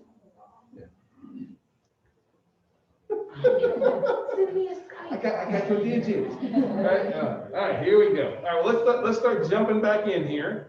So we were in the middle of our SWOT analysis. I hope everyone had a good potty break, and we're going to get back at it now. So I want to talk about opportunities and threats, but first I want to talk about opportunities and threats together before we break them apart. Because can an opportunity be a threat? Or could a threat be an opportunity? A lot of times it's going to be about perspective. And you have to look at it really, how does that affect a certain client or you? And really, what is your take on what, you know, on whatever that you're perceiving this to be? And I want to talk about some of these, like, is low inventory a threat or an opportunity? Yeah. Opportunity. Okay, like a threat and opportunity, right? Right, it depends. Like if you're representing sellers, is low inventory an opportunity or a threat? Opportunity. How many days, you know, we have some of the lowest days on market we've ever had, right? It's a seller's market, so low inventory is a really strong selling feature right now. You know, I mean, that it kind of makes the listing agent's job just a little bit easier right this minute with having low inventory. How about if you represent buyers? What does low inventory look like? Threat. Right? But now, so let's say that you do represent buyers. Low inventory is a threat. Now, can you do anything to change the actual low inventory? No. No. What can you do? Are there things that you can do that you structure your business to be able to answer that threat? So if I represent a lot of buyers and there's really low inventory, can I make sure that for all my clients, that they're all the way, not only through being pre-approved, they're actually through underwriting, and now I can write all my offers are written with a 7-day financing contingency. With approval of the lender. I mean, don't get me wrong, you need to really trust your lender to have your dates right, but can I write an offer that only has 7 days financing contingency or 14 days financing contingency? Mm-hmm. Yeah, I mean, if it's that strong. Can I make sure that all my buyers are using buyer letters so that to kind of help to make our offer stand out a little bit better? Can I ask my buyers to come up with larger earnest money amounts? Mhm. Like a lot of times, you know, we do the majority of listings, and I'll see a lot of offers come in, $500, $1,000 earnest money. Now, how much money are they probably going to have to bring to closing anyway? $3,000, $4,000, $5,000, $10,000. Right. As long as I've got my ducks in a row, can I make an offer with $5,000 earnest money? Yes. As a listing agent, And as a seller, how does that $5,000 earnest money look on when an offer is presented? Like they're Very, serious. very They're serious. Like, that's an offer I'm gonna pay more attention to. Right. Can I write clean your client contracts? Yes, these are all things that you can adjust your business to. Because see, we have a lot of threats and a lot of opportunities in our industry right now. You know, is low interest rates a threat or an opportunity? I think it's an Opportunity. opportunity. Opportunity, absolutely, Mm-hmm. right? What's the threat with having low interest rates? Well, it's really more of a potential threat. What happens when the interest rates go up? Are they gonna, well, first of all, are they gonna go up? Yes. Yeah, eventually. You know, Inevitable. there's no way it's not gonna go up. Plus Right. we're, you know, I mean, right now they're at like 2.77, Right. something ridiculous kind of thing. Don't get me wrong, I love them being where they are. But for our buyers, it's really improving the home affordability right now. Mm-hmm. But what happens when interest rates go to 3.5? Okay. If in any other time in the world, I had said when interest rates go up to 3.5, people would be like, woo! But when we talk Exactly. about interest rates going up to 3.5 now, what would people think? You can afford it. Oh my goodness. Well, but you have to think about what interest rates equate to on your buyers. For. How much home they can afford. Mm-hmm. It's how much home I can afford at 3 or 3.5, and how much home I can afford at 5 is a different number. Yeah. You know, it could be as much as $10,000-$20,000 in buying power per percent. So, and if you went out and looked at houses today and their interest rate goes up, now they have to buy a home $20,000-$30,000 less in order to have the same payment. So, you know, there is a threat and opportunity that kind of goes along with that. You know, is a presidential election a threat or an opportunity? So, I mean, we're an extremely polarized country, kind of thing. You have to look at how that really, you know, like, you know, one of my agents, 95% of her clients are Hispanic. And I remember when Trump first got elected, what do you think that did to her client base? went down. They were scared. They didn't know. I mean, we can look back and be like, okay, it was no big deal. But at that point, to her clients, was that a true threat? Yeah. Was that a threat to her business? Wow. Now, could she just be like, oh, well, I guess it'll blow over? No, she had to be out there communicating. So that's the whole point, is that even though we don't have direct control over all of our opportunities and threats, we do have control about how do we position our business to handle those opportunities. So, all right, let's get into this more specifics. Let's talk about opportunities and what really are opportunities.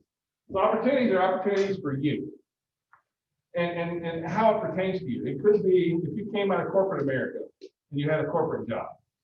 Do you have a great database of people that you might be able to draw on? That'd be a specific opportunity. But what about if you have just amazing experience in this area or this area, or if you happen to know what's going on in a particular area, kind of thing? What opportunities do you possess? What opportunities that are specific to you, that not that you can take advantage of, but that you can capitalize on? You know, are you a real estate investor? Is that something you can capitalize on? You know, do you have do you have a lot of market knowledge? I mean, what are your specific opportunities? What are opportunities that you have that are specific to you, kind of thing? So take a moment, fill out your opportunities. Hmm.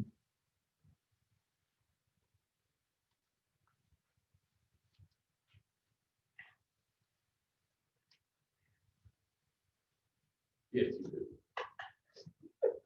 The question is, what if you don't have any opportunity? Then you need to lighten up, because you have a lot more opportunities that you're missing out on.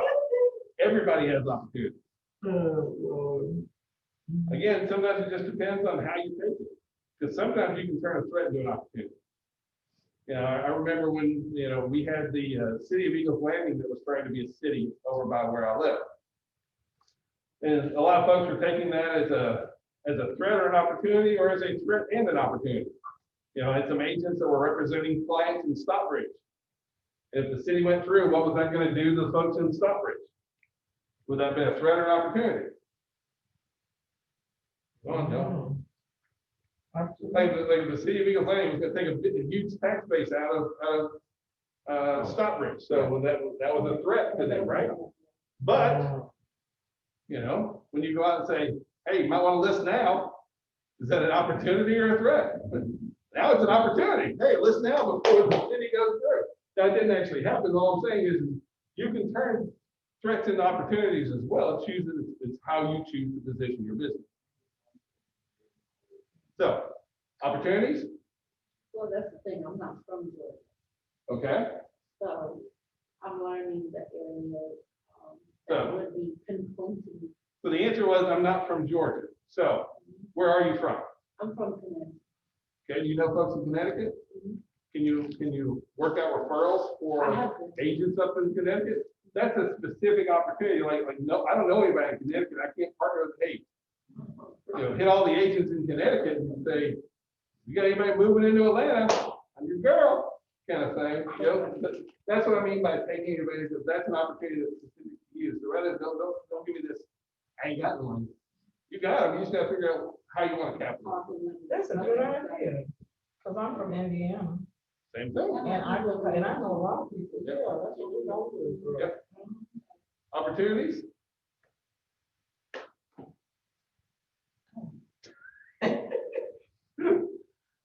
Me? Yeah. Investors? That's okay. Knowing the language of investing is strong. You know, I love and hate investors. I am an investor. And I don't like us as a general group, but there's good ones too. So, opportunities? People I used to work with. That's a great one right there. That is extremely strong. What did you say? People I used to work with. Oh, okay. That's an outstanding one right there. Opportunity? Being a part of different associations and clubs, neighborhoods and other things. Being a part of different organizations and clubs. That is phenomenal because you become the go-to real estate person for that. Like we have one lady, she's the kickball realtor. I didn't even know that there really was, like, I didn't really know it was like a big thing. It's a big thing. She sold like 4 or 5 houses through her kickball groups and Facebook kickball and all this other kind of stuff because she's the realtor for the kickball community, which I didn't even know there was a community, but that kind of stuff goes a long way. Wow. Opportunities? Experience. Experience. That's a really broad term. You have to break that down a little bit. Just being old doesn't get you.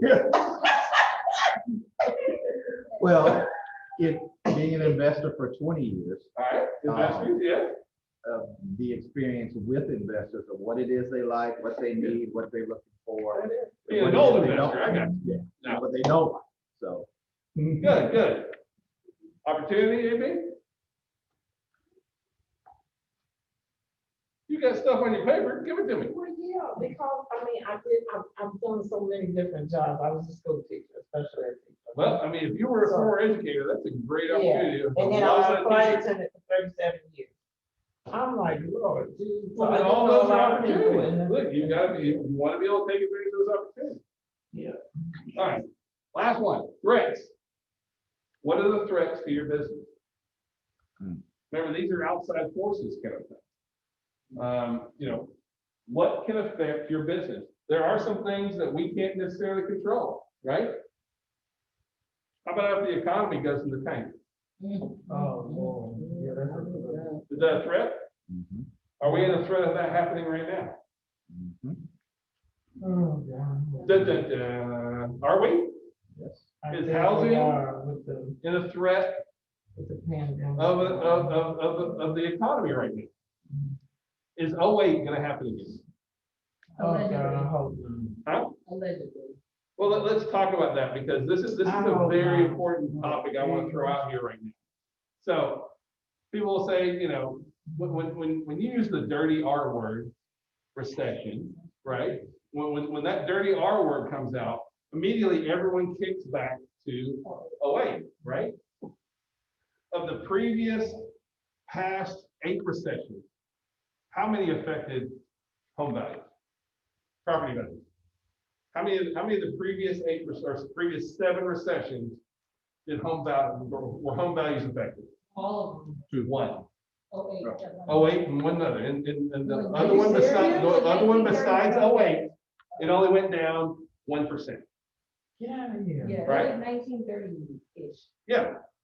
So, the thing is that just because there is a recession does not mean that property values are going in the tank. Does not mean that it's gonna negatively impact property values. So first of all, we have to get past that, because that's not a reality. Now, why did that happen in 08? I know why.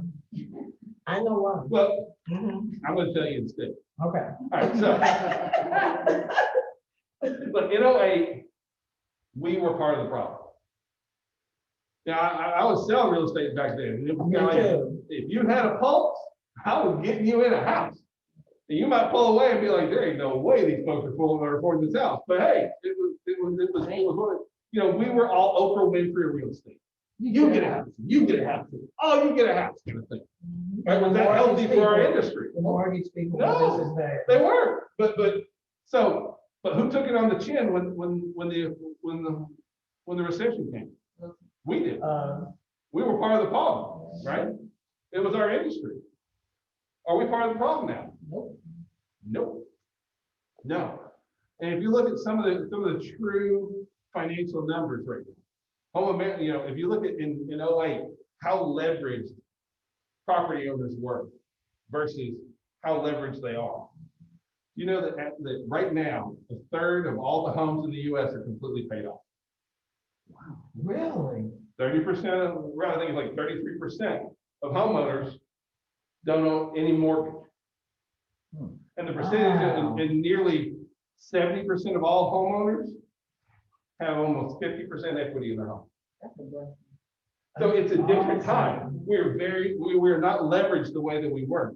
If you look at the years coming up to 08, how much money was taken out of our homes on home equity loans and that kind of stuff, it was in the billions.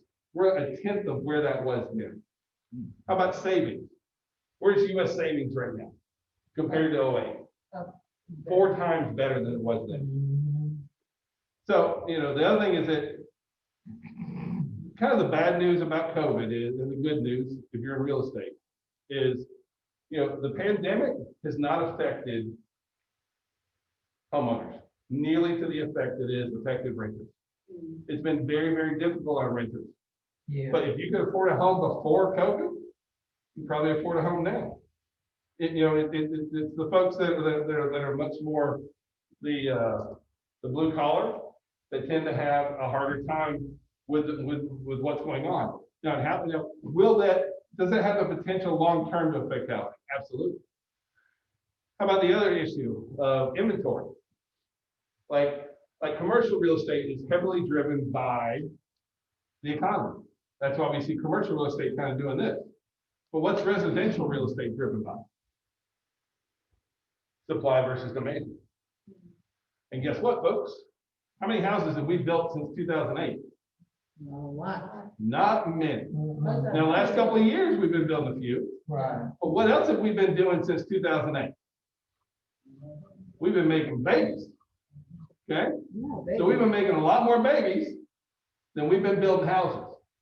The millennial generation is the largest generation ever. And they're all 20 to 39 now. The younger millennials are from 20 to 29, older millennials are from 30 to 39. That's the largest house buying segment. They've all come of age. They all need housing. We haven't been building houses. So we've made more babies than we've made houses. So we have way more demand than we have supply. And the builders are not even close to meeting that supply. They're ramping up. The builders are feeling really, really positive. So when somebody says, how's the market?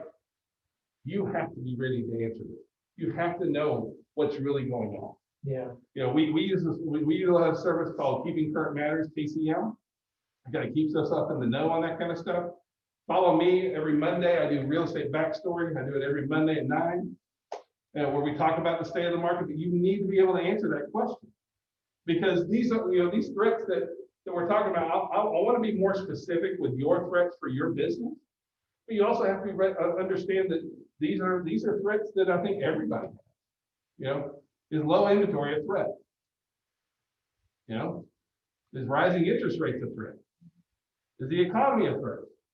Everything can be a threat depending on how you do it, but then you have to position your business to be able to handle that. Right. So take a couple of minutes and work out what are your threats. What can you control that has the potential to impact your business? And then what are you going to do about it?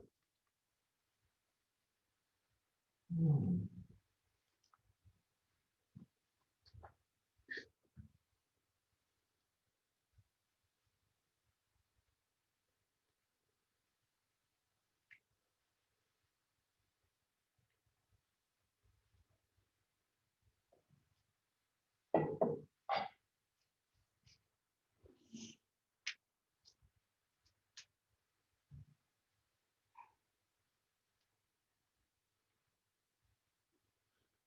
All right, what are some of our threats? Threat? You don't have any threat? Yes. Okay, well, what is it? Don't shake your head. I haven't written anything down yet. All right, I'll come back to you. Okay.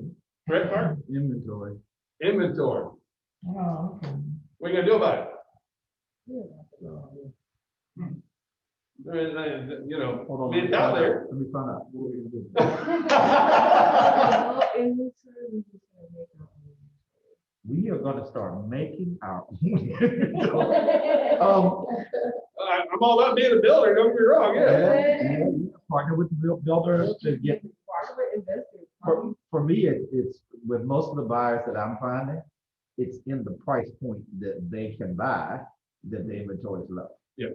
And they can't get qualified for more. Right, but see, you can't, so you're not gonna be able to control that, but what can you control? The things that we were talking about earlier. Yeah, You whether can control how strong their offers are. You can control how clean their contracts are. We may not be able to control it. We can control how we react to it. Kind of thing. A lot of people are counting on January and February for inventory to lighten up. Oh, Well, because what ends on December 31st? The moratorium. Foreclosure moratoriums, right? Yeah, it sounds great. Guess how many billions of dollars Wall Street has already saved up to buy foreclosure properties? Lots of money. Billions. Yeah. Like multiple billions. There's so many REITs and that kind of stuff that are just sitting on cash, waiting to go buy at the courthouse steps. We are going to see some inventory come up, but I don't think but there's so many companies poised that I don't see it lightening our inventory by any substantial means. So, threats? I put not being knowledgeable of what's going on in the market, and how I can do that is just staying abreast to what is gonna happen. Well, that's a weakness because that's something you can control. Okay, well then mismanaging my CRM base. Okay, Yeah, I don't know. all right, that's good. So, but yeah, you know, I mean, oh, but most of the time threats are things that you can't really control. But that can impact you, but you still have to position your business around. Exactly. no. Threats? I'm gonna say sellers, Sellers? Yes. How are sellers a threat? because if I have a buyer and you said there's a low inventory. Mhm. So how do I make my buyers be prepared to have the strongest offer, come out first and stand out as opposed to every other buyer? So your threat is how do I make my buyers' offers much stronger? Well, we talked about some of that, so definitely do those as well. Threats? Competition. And, Competition. Yeah. That's what I hear a lot, actually, in how many real estate agents are in around Atlanta? Tons. How many are in class or on Zoom today? Quite a few. Not too many, I don't know. Oh, I mean, I got about, I probably have about 70 folks on Zoom right now. I've got another 20 or so that's on our workplace, 20 or 30 on workplace probably. So, but, out of the thousands of agents, That's the 80-20 rule in our industry is really, really prominent. 20% of the agents do 80% of the business. Really? So it's really up to you. Are you going to choose to be that 20%, or are you going to choose to just fall in along with the other lemmings kind of thing? Because it's there to be had. There's so many part-time agents, and it can seem like there is a lot of competition, but I can tell you, none of us in this room, probably none of us on here, really have the same exact client base. So, I'm with you on that. Correct? I would say interest rates include the increase. Interest rates have the potential. Yeah, interest rates worry me as well, but the inventory tightening is, as long as we continue to have tight inventory. What I will say is that the Fed has vowed not to raise interest rates for the next 2 years. Are you serious? But that being said, interest rates are not, like mortgages do not follow the Fed's interest rate. Mortgages follow the 10-year treasury. So if you put the 10-year treasury and you put mortgage rates on top of each other, you'll notice that they fluctuate together. The mortgage rates are a byproduct of they almost follow 10-year treasury exactly along. All right. So hopefully you gain some insight on how to position your company a little bit, how you'd like to keep your company focused. Let's go through and look at where have we gotten our business from. Like if you don't, and if you don't have any business, if you don't have any sources of business, where would you like it to come from? Put down some checks. It's on there. Oh. So put check marks, ticks next to each one. Take a minute and look at where do you want your business to come from, or where has your business been coming from? And now it's time to ask yourself a few very important questions.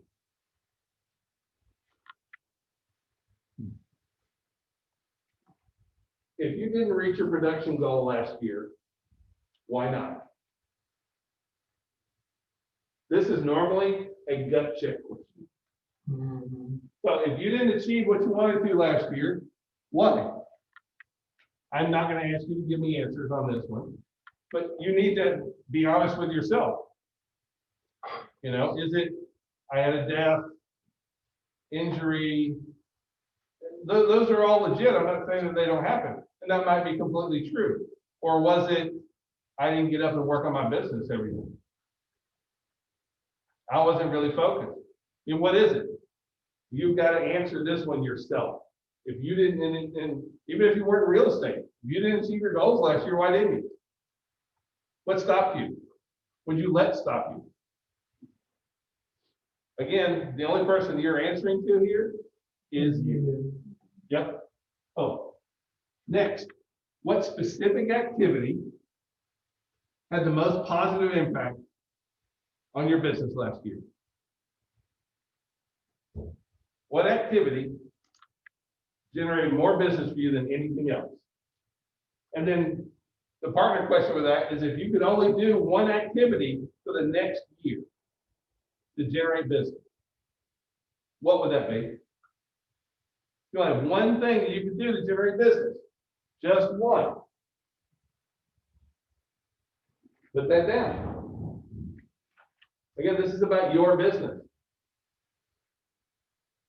If all you have is one thing that you can do next year, do a referral, make a phone call, follow up with, what's the one thing?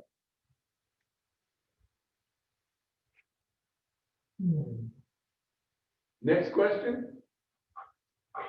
What do I need to do to stay on track?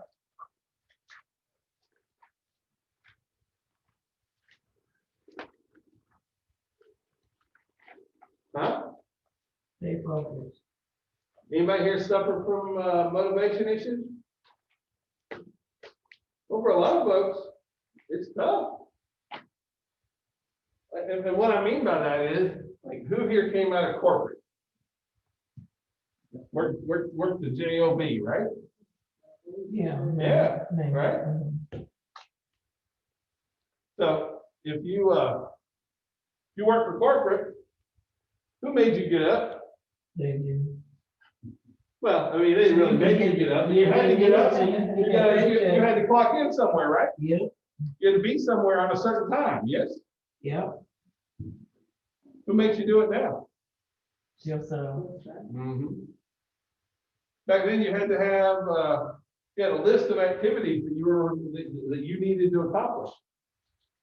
What list of activities do you need to accomplish now? Right? So what do you need to do to stay on track? For everybody, it's a little bit different. Right? For some of it's about getting organized. For some of it's about having a coach or a mentor.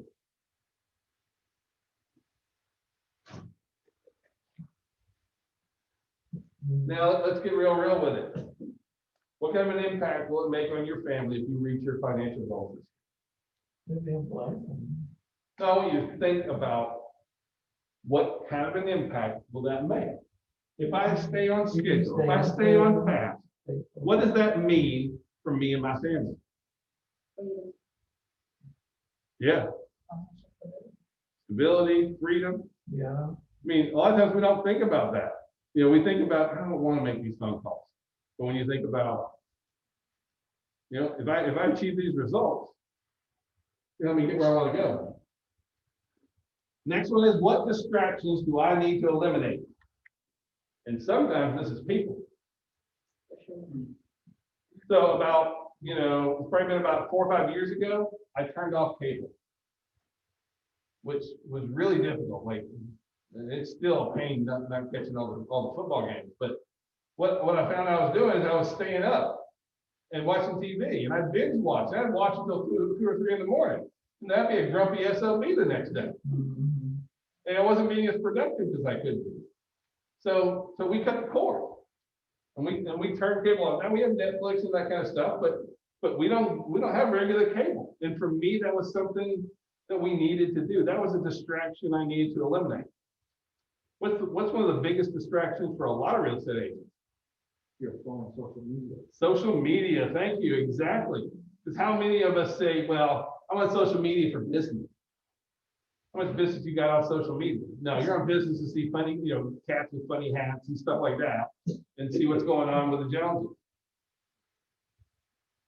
So, what distractions do you need to eliminate? Next question, what support do I need to get? Do you need a coach? Do you need a mentor? Do you need a support group? Yeah. What do you need? You know, I have a group of people that I meet with quarterly, and I love it and I hate it. Because in that instance, that's when we sit down and I go over how we've done as a company, what our results are, where we're going. And then they ask me a series of questions. These are people that love me, that care for me, that want the best out of me. I hate it. Okay? But this is the same group that has beat into me. How well your agents are doing is going to dictate how well you do. Focus on the agent. And our entire company structure is that way. When our agents do well, we do well. So we focus on getting the agents done. But that comes from having that group and me having to answer to that group. Because sometimes when you have an accountability partner, sometimes it's a pat on the back. Sometimes it's 16 inches lower and it's a kick in the pants. And a lot of times we need that because a lot of times we don't have anybody. You know, real estate is the loneliest people business out there. Right? Because everybody we know are realtors. You feel like you can really confide and talk business with them, even though they don't have the same business models, even though we all have different clients. Do we feel like we can still do that? No. So a lot of times we don't communicate that much with other agents, and we feel very, very lonely. You have to have someone you can rely on. Yes, ma'am. The thing now is a lot of like successful agents, they're putting on social media. Don't ask me to pick my brain with something. Don't ask me to have a cup of coffee. But I'm like, okay. Well, but if somebody says that, then don't, because No. It's never happened to me, but I've just seen that they put it out there like, don't ask. Well, I mean, there are people like that, but I can tell you there's a lot more that aren't. Yes. Okay, there's a lot more folks that really understand that this is a really big business. And if you want to pick my brain anytime, as little as it is, I have no problem with it. But there's a ton of amazing realtors that have no problem with that at all. Yeah. So. Wow. All right. So then that goes with who can I find to help me accountable with my goals. You have to have somebody. I do not recommend it be your spouse, Okay. because the relationship in business and the relationship in the bedroom is different. I work with my wife. I love working with my wife. We've been together 30 years, you know? It's different if she tries to hold me accountable or I hold her accountable, and then we go home and take care of the kids, because it's not the same thing. So we don't, yes, we work together. We work really close together. And yes, she does hold me accountable. I hold her, but it's not that nearly that formal, if that makes any sense. It doesn't work good with spouses, in my opinion. Mhm. So you need someone to help hold you accountable to your goals. So, how can I get an environment to support my goals? Y'all know why we have offices. To come in, you know, somebody wants to come, so you don't have the distraction. Well, the thing is that you have to have a place where you can go and get work done. For me, I'm an office guy. Because when I work from home, the dog stinks. I need to give the dog a bath. This needs to happen over here. Oh, I got a project over here. Laundry needs done. Floors need cleaning. Blah, blah, blah, blah, blah, blah, blah. You know, 4 or 5 hours later, house looks great. I ain't made a single phone call. Now, there's a lot of folks who can work from home, and the majority of realtors do work from home. If you're going to work from home, then you have to set up a place where you go to work. I don't care if it's a corner of the room with a chair in it, if it's a desk, but unfortunately, a lot of realtors' offices is the place that the laundry's stacked up, or there's an inch of dust on our old computer that hasn't been turned on. I'm being real here. So we have to have a place, and especially if you have little kids, or even big kids. My kids are old, but I mean, they're all teenagers, but they're loud as all get out. I can get nothing done. But if I'm in this area, everybody needs to be quiet. When I'm here, I go to work, and even mentally, you know, we have an agent that he's on his 3rd career. He's 80 years old, and he was having a hard time getting started. So in the morning, he gets up, puts on a suit, goes outside, gets the mail, comes back inside, goes into his office, closes the door, hangs his jacket up, sits down, gets to work. Now he's 10 times more productive. Why? He went to work. So many of us try and work where? From home. Well, work from home, but we'll work on the kitchen table, on the living room table. Right. You know, I'll be sitting there with Sports Center on, like 3 hours later, I got a little bit of drool coming out. They've already said the same thing 14 times. I'm still sitting there just, I ain't doing nothing. So, you know, what do you do at the kitchen table? Eat, socialize, hang out with the family. It's really tough to really work from the kitchen table. Or if you do, it doesn't look like a kitchen table anymore. There's stuff everywhere, right? So you have to have an environment. If you can't make one at home, use your offices, guys. So, last thing, what do I need to learn each quarter? I want you to put down at least 4 things you need to learn this next year. There is a ton of amazing continuing education that you can get. But what I don't want you to do is just go out and take CE for the sake of CE so that you get your credits in and you're not learning what you really need to learn. Right. I don't have anybody going and doing a pest control company CE. There's a couple of them. I have a hard time sitting for 3 hours listening about termites, but they're out there. I would much rather that you choose what you'd like to learn. You already talked about your strengths, your weaknesses, your opportunities, threats. What are some things that you can do to help prepare yourself? You can find so many great classes. We have a bunch of them, but there's other brokerages that do it too. You know, there's a ton of real estate schools, so there's a lot of opportunities to learn. Unfortunately, we wait until it's like, oh crap, I renew next, in 6 months, and I need 30 hours still to take. That's not how you grow your business. You need to be thinking about what is the education that I need to get. Go ahead and put down there, what are the 4 classes, the 4 topics that you need to get over the next year. All right, let's get really, really real with it now. See, agents are, a lot of them by nature, extremely subjective. Like I'll be like, hey, what do you want to do next year? More, better, work harder. Like, what does that really mean? Well, it's time that we start breaking it down into what that really means. So, once you pull out your little form, your little handout here, or apparently everything is still page 13, so I apologize about that. So, I want you to get to the page that says performance review. Performance. Yep. There's a lot of blanks on this page, but there's not a lot, but you don't have to give, it's very, very basic what we're trying to do. So, first thing I want to know is how much money do you make when you sell a house?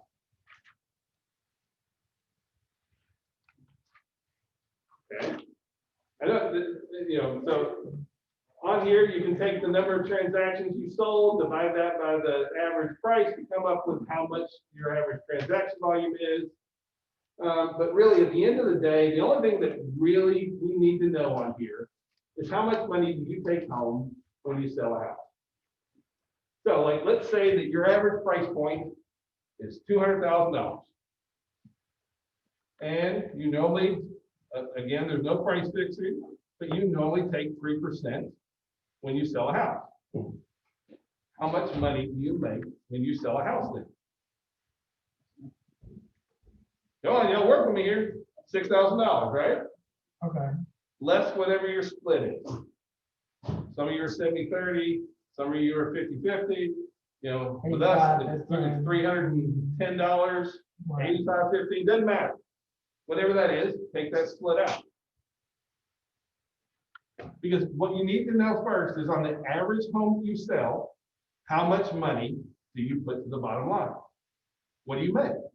Now, earlier, we talked about on the client avatar, how much money or how much home do they know, does that client do? You have to have some kind of idea. If you're working high end, okay. If you're working low end, it doesn't matter.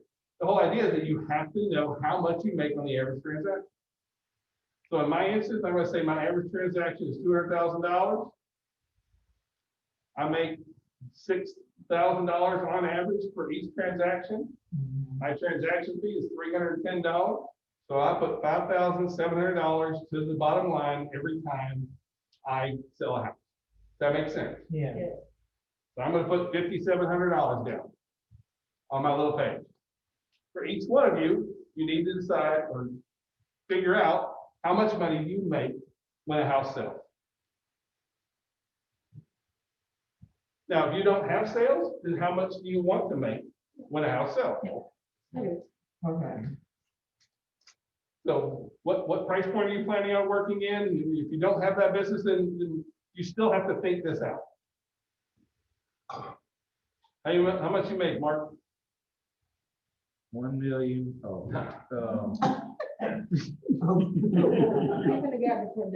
You mean my commission? Yeah. Total average, but I've already did the number, so the average is 57.47.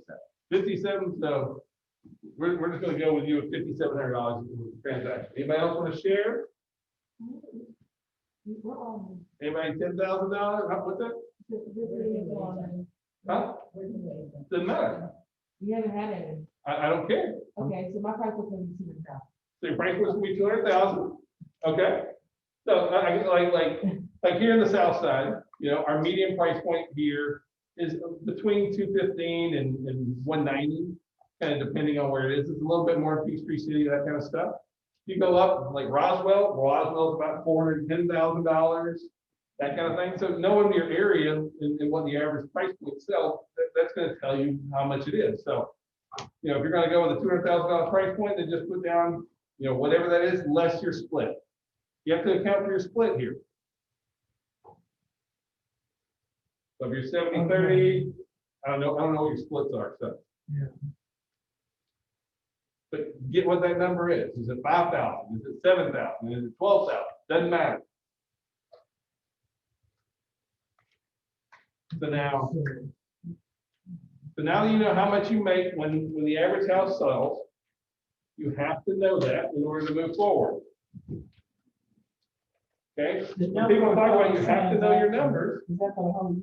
No, that's per house. No, the number of closed transactions, that's what, the whole year. Well, Oh, like I don't said, worry about that. don't worry about all that. The only number I need you to get to at the end of the first page is how much do you make when a house closes, Okay, on average. Your average house. So we have $5,700, $5,000, $10,000, doesn't matter. But whatever that is, flip over to the next page. How much money on the top? How much money do you want to make next year?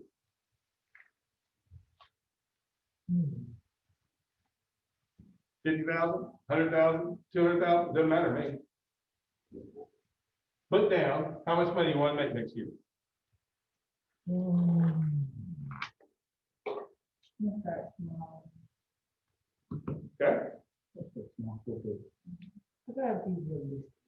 All right.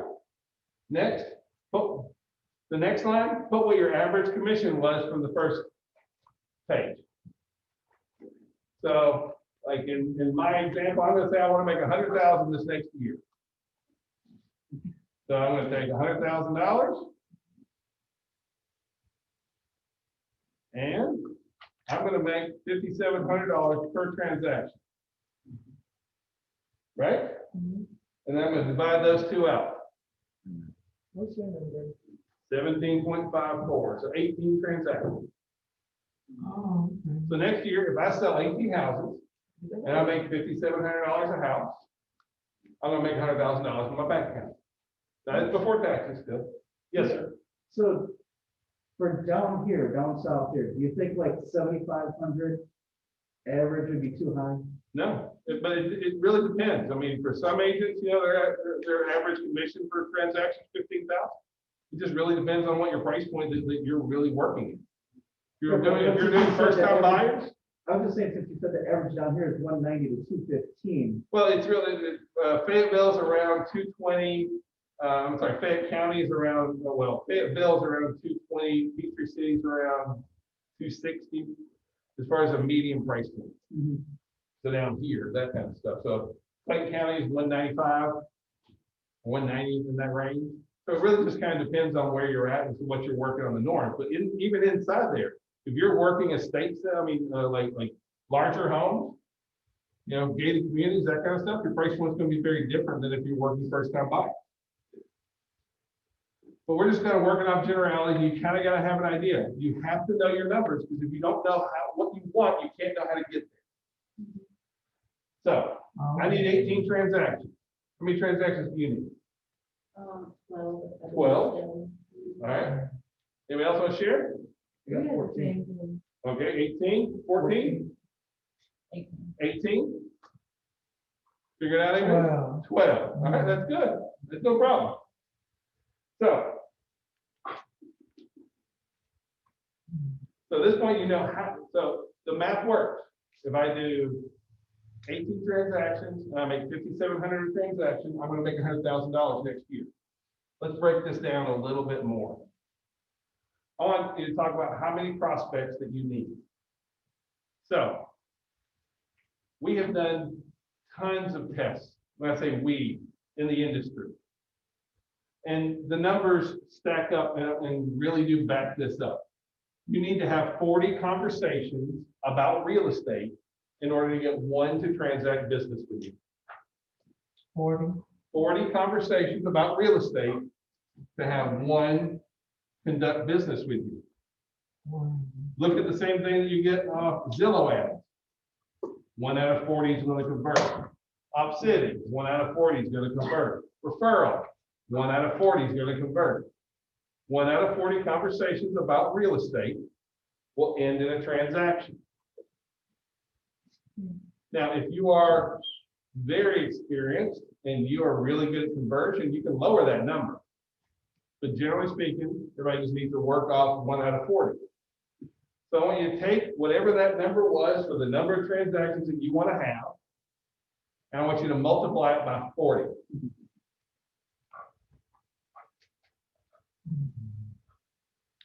That goes into the total number of prospects needed. How many you got? 720. 720.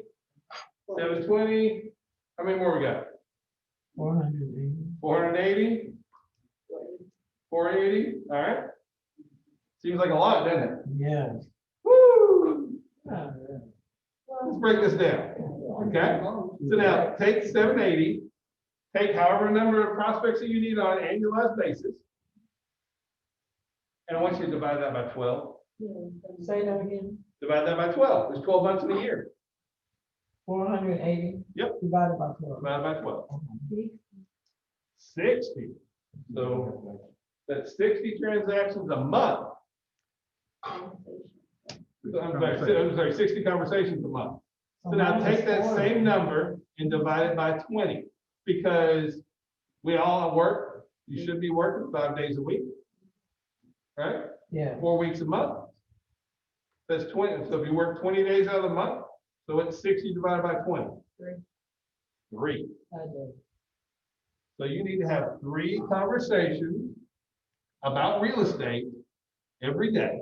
Because if you have 3 conversations every day about real estate, I'll end up with 60 for the month. I'll end up with 720 conversations for the year. 1 out of every 40 of those conversations will result in a transaction. My average transaction is $5,700, and I'll make $100,000 for the year. Pre-tax. Wow. Now, do you understand what we say when we say you have to know your numbers? Yeah. I know how many conversations that I need to have. And the math works. Now, everybody's numbers is going to be a little bit different. It's going to depend on what your average sale price is, whole 9 yards. Some of you may only make $2,000 a transaction. Some of you may make $15,000. That doesn't control that. Wow. Does that make sense? Do we understand that? I got a couple of questions.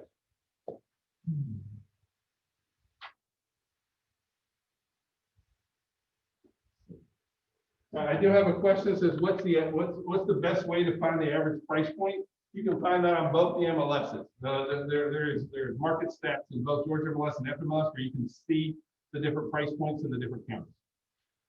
Oh, okay. All right. So does everybody have their number now? Because you need to know how many conversations that you need to have. It's important that you have this information because now you have a target to shoot for. Now, if you say I need to have 3 conversations about real estate every day, does that mean you need to make 3 phone calls? No. Maybe, but highly unlikely. Yeah. What might that require? 10 phone calls, 4 text messages, 2 emails, and something else? Yeah, that's what we're talking about. But you gotta have those 3 conversations a day about real estate. You put your name tag on and go hang out in the shopping center and talk to people. Yeah. Would you suggest mailing? Well, you'll catch that on Monday when you do the Monday class. Would you? So, well, yeah, the question about if we would encourage mailers. I'm not a huge fan of mailing person. I find that mailers to my sphere of influence are way more effective than cold mailers. Okay. Otherwise, it takes a lot of time and a lot of money. Mm. So let's talk about top teams. You know, there's a lot of teams in real estate out there. Now, first of all, let me throw this caveat out there that not all teams are created equal. Not all teams operate the same way, but there are a bunch of teams. And one of the, some of the advantages of having teams is you end up having that accountability side of things built into it. You also have processes and systems. So if you're going to be in a team, the average team is 200 dials a week, 40 conversations a week, 4 appointments a week, 1 closed deal a week. Does that seem to make any sense to anybody? So what do you think you end up with? Out of 200 dials, how many conversations can you have?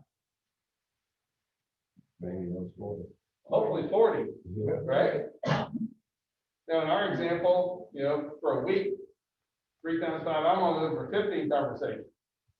So they're looking for 200 phone calls, 40 conversations. Out of those 40 conversations, they only want to convert 10%. Right? End up with 4 appointments.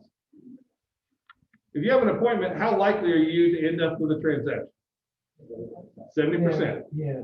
7 out of 10 appointments result in a transaction. And then 1 closed deal a week. That's their process. That's their system. You think that they've thought about and planned out how they want to handle their business. Yeah. You think they know their numbers. Yeah. And now you know your numbers, right?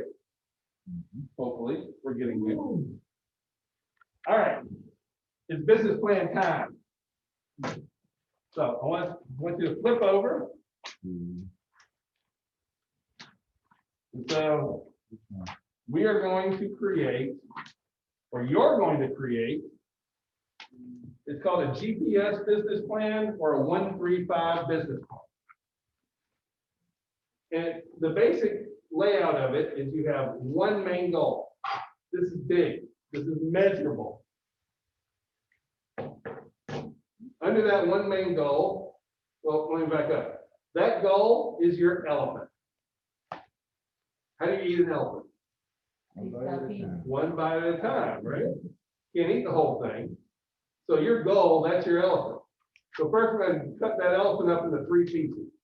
These are the 3 priorities. These are the 3 areas that I'm going to focus my business on. Underneath each of those areas, or of those priorities, are 5 strategies. So basically, I'm going to do these 5 things to achieve this one priority. I'm going to do these other 5 things to achieve this other priority. I'm going to do these last 5 things to achieve this 3rd priority. All 3 priorities help me achieve my one main goal. That makes sense? So first you start off by identifying what is your big goal. This must be measurable, as in it needs to be a number. It needs to be $100,000 in GCI. It needs to be 18 transactions or 20 transactions or this much in sold volume. I want to sell $15 million in real estate, whatever. Doesn't matter. It just has to be specific and measurable. And it should be attainable and reachable. I mean, I'm sorry, attainable, but also a reach. You should have to work at it. If you did 100,000 last year, your goal for this year should not be 100,000. Right? Should be more.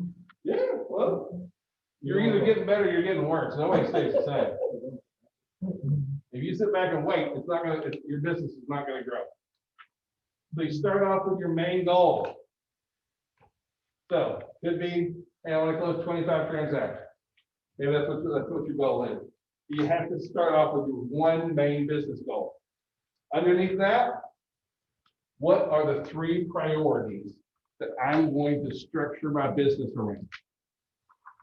We talked on Monday about leads and lead generation and using different lead generation systems. I asked you to pick 3 of those, 3 lead systems that you'd like to really push, that you'd like to become part of your business kind of thing. What are those 3 priorities? What are, what are the 3 legs of your business built on? Okay, you have to decide that now. If you don't decide it, you're never going to. Now, underneath each of those 3 priorities, so like in this example, first one is I want to close 25 transactions. Sorry about boring you. No. It was a joke. Oh. Next is your 3 priorities. So first one might be I want to build and utilize my database. The second is going to be social media and internet presence. And the third one's going to be open house. Now, maybe you don't want to do open house. Well, this is mine, not yours. So you get to do yours however you want. All I'm doing is just showing you some examples. Kind of thing.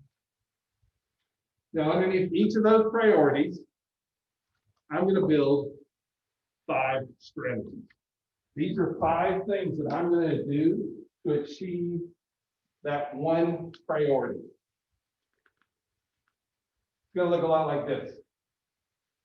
So I'm going to close 25 transactions. I'm going to use that by building and utilizing my database. I'm going to use the social media and my internet presence, and I'm going to do open house. Under building and utilizing my database, I'm going to add 5 people to my database every single day. I'm gonna call 2 past and 5 active clients every day. I'm gonna send out 2 handwritten notes every day. I'm gonna send out 10 text messages, and I'm gonna send out 5 personal email messages. Not automated things. I'm gonna send out 5 personal email messages every day. Under social media and internet presence, I want to produce 1 video every day. I want to have 5 personal Facebook posts and 2 Facebook business posts every day. I want 4 Instagram posts, 2 LinkedIn posts, and I want to do the 10-10-10 twice a day. If you were here yesterday, you don't know what 10-10-10 is, watch yesterday's video. Yeah, 10 minutes on content, 10 minutes going down the page, 10 minutes going across. Under open houses, if I want open houses to be the 3rd leg of mine, you know, I want to schedule and hold 1 open house every week. I want to promote it on Facebook and Eventbrite and other social events. I want to send out an easy text and a slide broadcast to everybody in the neighborhood. I want a full list of all the companies with marketing materials to hand out for all my partners. And I want to call each attendee and add them to my database every single week. So this is where we go and start getting real with our business. Now, here's where it gets hard, right? It's really easy to copy what I have up here on the page. If you want to copy it, I don't care. It doesn't bother me at all. We're not really selling this way anymore. But the whole idea is that you have to think through your business. How are you going to set up your business to operate? What do you want to do? So, it's quiet time again. So if you'll flip over, you'll see there's a couple other examples in there. And then you have this big blank page. Well, not blank page. It says my 1 main business goal, 3 priorities, 5 strategies.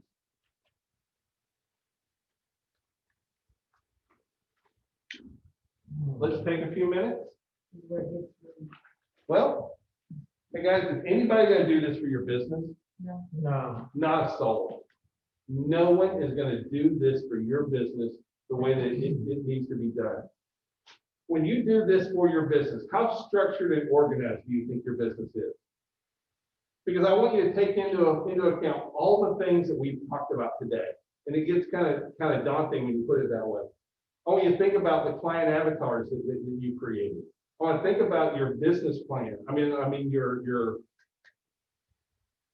slogans and mission statement. Thank you, brain's not working, but your mission statement. I want you to think about all the things that we've talked about today and how you want to structure it. Think about your why. Think about the different leads that you'd like to work and how do you incorporate them. Think about what you want your business to be. What do you want to be when you grow up? But if you won't take the time right now to structure your business, then you're going to have a very hard time. Now, you can become successful over time if you just outlive everybody else. But if you'd like to take control of your business and manage how your business grows, then it is intentional.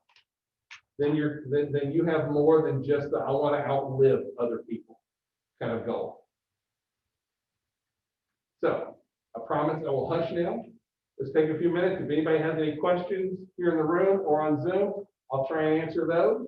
So let's take a few minutes. Please, I'm all but begging you to take the time now to create a business plan for your business. Because if you don't do it now, 99% of you will not. So do it now.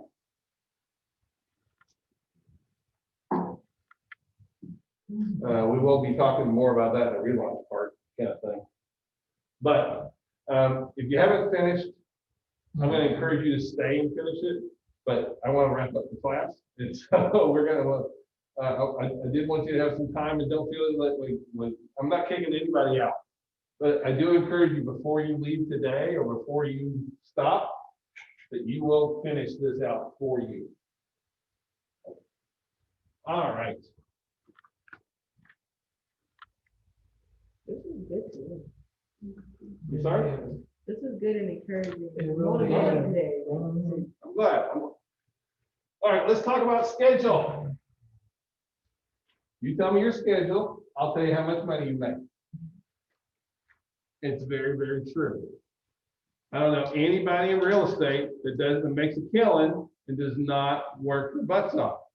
If you're gonna do really good in real estate, you're gonna have to work. It doesn't mean you have to work 24/7, doesn't mean you have to, give up your family, that kind of stuff. So, but you do need to have a schedule. If you came out of corporate environment, other jobs that you work, you had a schedule, you had a routine. The challenge for a lot of realtors is they don't have any schedule, they have any routine. They get up in the crack of noon when they feel like it, kind of thing. During the summer's the worst because kids are out. At least when the kids are in, a lot of realtors still have to get up and get the kids ready. But they'll be in pajamas until noon, kind of thing. So your schedule is so important. I encourage you to take advantage of time blocking. And with time blocking, what you do with time blocking is basically you section out big pieces of your business. It's important that you do this because if not, your business will run you. And what I mean by that is, if I do lead generation in the morning, if I take care of, because you have to work in your business, for your business, and on your business. If I'm going to do my lead generation from 8 to 10, and then from 10 to 12, I do my administrative things and all that kind of stuff. And I do showings from 12 o'clock on. And if I'm going to have a showing or I'm going to go on a listing appointment that evening, I might take the earlier part of the day off. But you break your day up into larger time segments. So what if somebody says, hey, can you go show me this house at 9 o'clock tomorrow morning? What's our inclination to say? Sure. Yeah, no. You know what? I have an appointment at 9. I'm available at 12. This is how you manage your time and manage your business, and not let your business manage you. We all have that. Every once in a while, you get this, like somebody's only in town for this day, or so this is only going on for this time, or they're only available. I'm not saying that you can't make any exceptions, but the vast majority of people understand that we're all busy, and they will work with you if you try and manage your schedule. It's important that you do that, or else your business will run you over. Okay? So many agents don't take any time off. They work every day, but then they don't ever take any time to recharge. You need to have a schedule. You also need to take care of new business before old business. What is new business? You don't know. Prospecting. See, the challenge for the majority of realtors is that what happens is they go out and they prospect and they generate clients. And then they go and they service those clients. And then what happens? Payday. Woo! Then what? Starve, right? And then they go generate more clients and generate more clients. And then they service those clients. Payday. Woo! And so you'll see a lot of folks' business does this. I got 5 closings next month. I have nothing out on the books after that. Why? And that's because we don't take care of new business before old business. You have to prospect every day. So you got to set your daily routine, schedule your day the night before. And that sounds really weird, but when you know what you need to do the next day, you will sleep better. You'll get more rest. If you ever go to bed and you don't have your day planned out, I don't sleep well. For me, I wake up and I can't forget this. Oh, I haven't got to that. So you got to stay focused on the one thing. What is you trying to do? Consider a miracle morning for real estate agents. I like that one a lot. We'll talk a little bit more about that. So at some point you have to decide, am I really going to make sure that I'm being really productive? We had a couple of comments about time management, things like that. So I'm going to encourage you to do a weekly activity tracker where you go through and put down the number of people, how many open houses, how many cold calls, warm calls, community involvement. What'd you do? What'd you achieve last week? If you're a practicing agent and you can go over this list and not put anything on there, I think that will tell you a lot of your issues right from the beginning. I know it ain't pretty, but it's necessary. You know, how many referrals given, how many referrals received? No, it's not in there. Oh, no. Okay, this is to see who are my movie fans. You've ever seen the movie Animal House? Fat, Drunk, and Stupid is no way to go through lifetime. It's a quote from the movie, right? That's all. I didn't call y'all anything. I didn't mean like that. It's from the movie Animal House. And it really goes into, I mean, for us as an industry, we need some help there because we have to get past being mediocre, being average. What are the big challenges for that? First thing is that we have rear view syndrome. We look back more than we look forward. We don't have a clear purpose. We don't have our, come on. Why? Thank you, our why. We let isolating incidents happen to us. What's an isolating incident? Just a one-off. I was beaten as a child. Huh? I was beaten as a child. Could that affect how I do today? Yes. Could I Yeah. let that could I use that as a Use it. reason why I'm not successful? Yes. What if I got unemployed last year? What if my mom died? What about all these other kind of things? There's a ton of isolating incidents. Everybody has challenges in their life, Right. okay? Lack of accountability is the next one. In the real estate world, nobody's gonna hold you accountable. Okay, I'm your broker. For some of y'all, like, if you don't do well, who's it hurt? You. Well, it only hurts me in the terms of I don't do well when you don't do well, but seriously, like, if you're gonna do your business, it's gonna be on you. We all need some level of accountability. If you have a mediocre circle of influence, look at the 5 people you spend the most time with. Look at what are their healthy habits, how much money do they make, what's their family lifestyle. You're going to be a blend of those 5 people. So who you hang out with matters. Insufficient personal development. Think about all the folks that aren't doing what we're doing right now. And then lack of urgency. When does it need to get done? Why do you think I kept pushing to do your business plan today? Because so many people won't. I'm begging you, don't let yourself become any of these. Yeah. So it starts off with, you snooze, you lose. Yeah. Right? We all got in this business because we didn't want to have no damn schedule, right? If you don't have a schedule, then you don't have a business. That's right. So, first thing, you gotta get up. You gotta get up in the mornings. Set your intentions before you go to bed. Move the alarm across the room. Brush your teeth. I know you came to class and I'm telling you to brush your teeth. Not just so you get funky breath, but you also need to get up and you need to drink a glass of water. Why? When you sleep, you get dehydrated over the night. That glass of water right away, that opens your mind up, it really starts you off. And then get up and get dressed in your workout clothes. Yes, ma'am. The whole alarm across the room, what's that about? Well, if the alarm's over there, Oh, you have to get up. I can bang it right here, but if I gotta be like, I'm saying a lot of things under my breath as I go across the room to turn the alarm off. I get it. You have to get up. All right. The moment you take responsibility is the moment your life changes. Yes. Okay? It's time that we take charge. You know, this is from the Millionaire Real Estate Agent. I'm sorry, Miracle Mornings by Real Estate. So let's talk about how to win the day. You start off with silence. Affirmations. I used to poo-poo affirmations, but really it comes down to when I put good things in my mind, I set myself up. If I wake up and be like, today's gonna suck.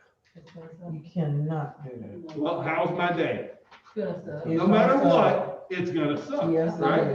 Just a Yeah. color. Yeah. You gotta speak. That's it. Speak positive. Next is Yeah. visualization. You gotta think about where you wanna be. What do you wanna achieve? Exercise. Exercise is vastly important, says the big guy up front. Reading, more than just reading is learning. You've got to be learning. You are the CEO of your own company.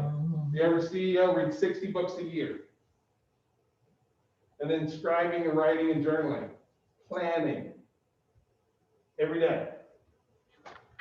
So every aspect of your business should have a systematic process. You need to have a process for lead generation, for appointments, and how you handle hot leads, how you can overlook, how you look at your business at a glance, all the checklists that you need to have. Do we need to have checklists for everything? I'm going to give you some next week when we do working with buyers on Monday and working with sellers on Wednesday. We're going to go over a lot more of those. How about and not just that, what about your transaction checklist, pending transactions, post-transaction, post-closing transactions, the checklist that goes along with those as well. You know, your schedule.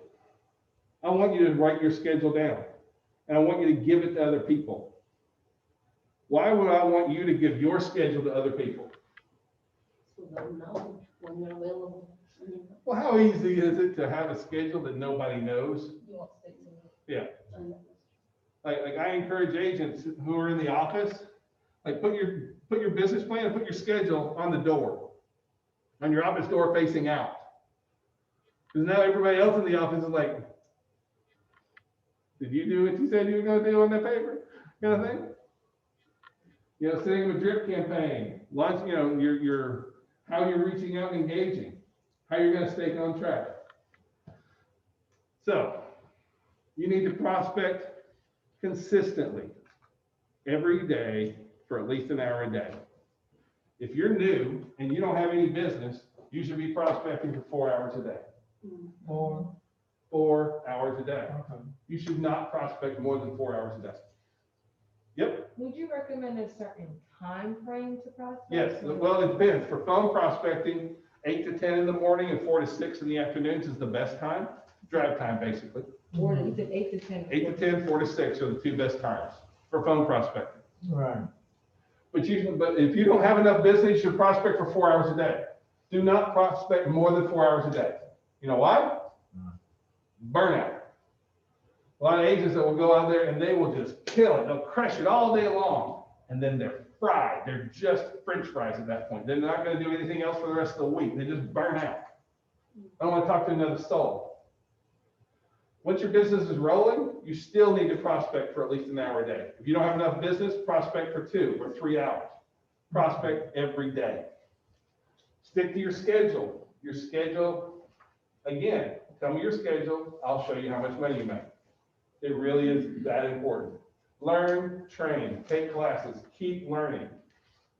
I learn all the time. I am still a student. I'm just up here today, but I'm learning every single day. Reach out for support when you need it. Reach out to your brokers. Reach out to your other agents. There's a lot of people that are in this industry that are very, very helpful. Review your business plan at least once a week. The thing that you make today, what happens when you look at that every day? At least every week. But it's really good if you look at it every day. If you have it up and you're reviewing that business plan. This is what I said I'm going to do. When you're looking at that every day, it goes a long way. Yeah. Plan tomorrow, today, before that is. Learn your market. Stay focused on your goals. Use affirmations because you're good enough, you're smart enough, and gosh darn it, people like you. Sorry, saying that loud. I'm going old again. I know. Learn your scripts. Remember, a script is what you say until you know what to say. So internalize those scripts and learn those. And once you have them, you've got them. I was reading them last night. Yep.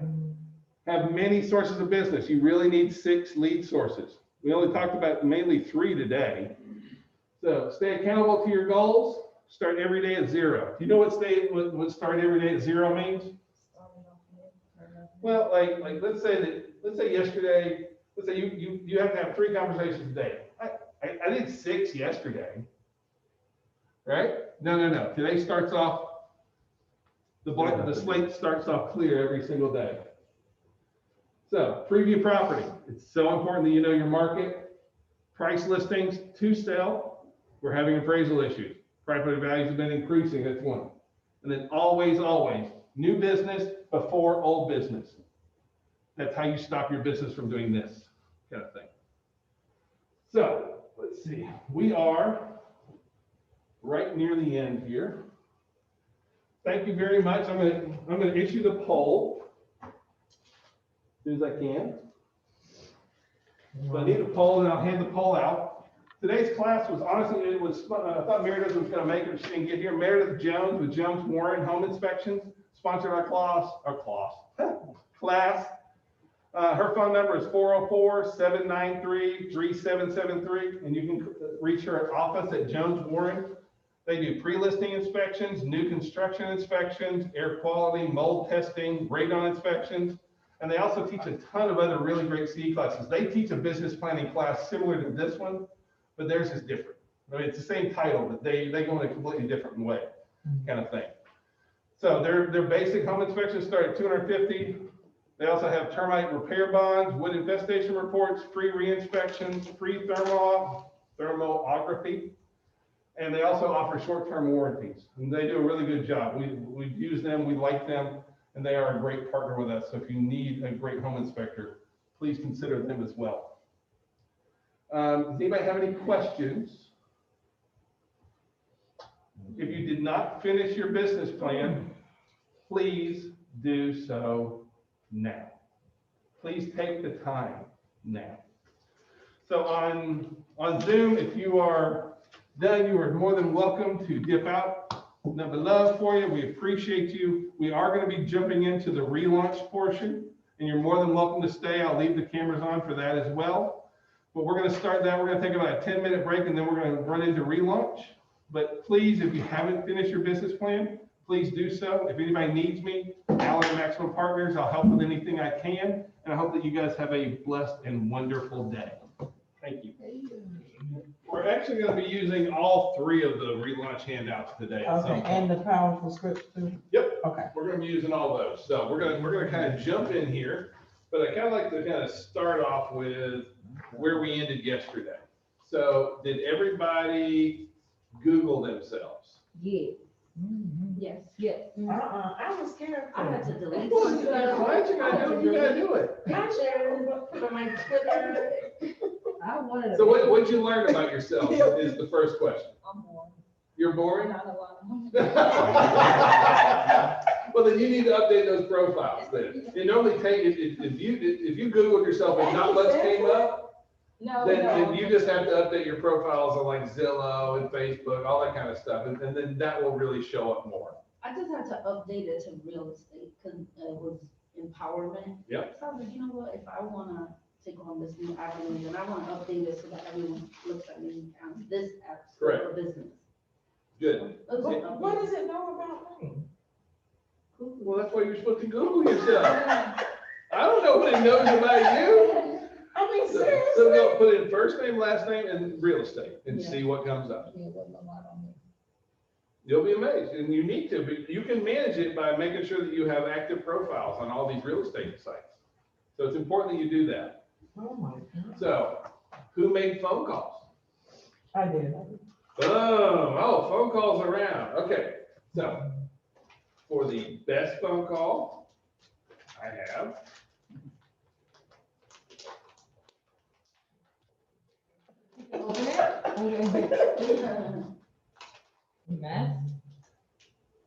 Limited time only. I'm a realtor. Ask me for my card, face mask.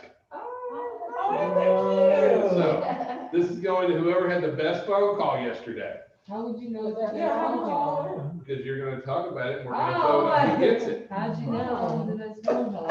So, tell me about your best phone call yesterday. So I finally spoke to the lady whose husband was interested in purchasing a home. So I tried her a few times and finally got a hold of her. And come to find out, I thought he was an entrepreneur, full-time entrepreneur, but he's been filing as an employee at the business. So instead of having to go through the ropes of all of the content. He's going to be easier to qualify. Yeah, exactly. So And that was as a result of having a conversation with you. When he said he had an eviction, I spoke to the lender, and the lender communicated that depending on how long ago the eviction was, that he may still qualify. Yeah. So that was my call. I probably won't get the max for that, but that was just my. Look, you're making calls. How was your call?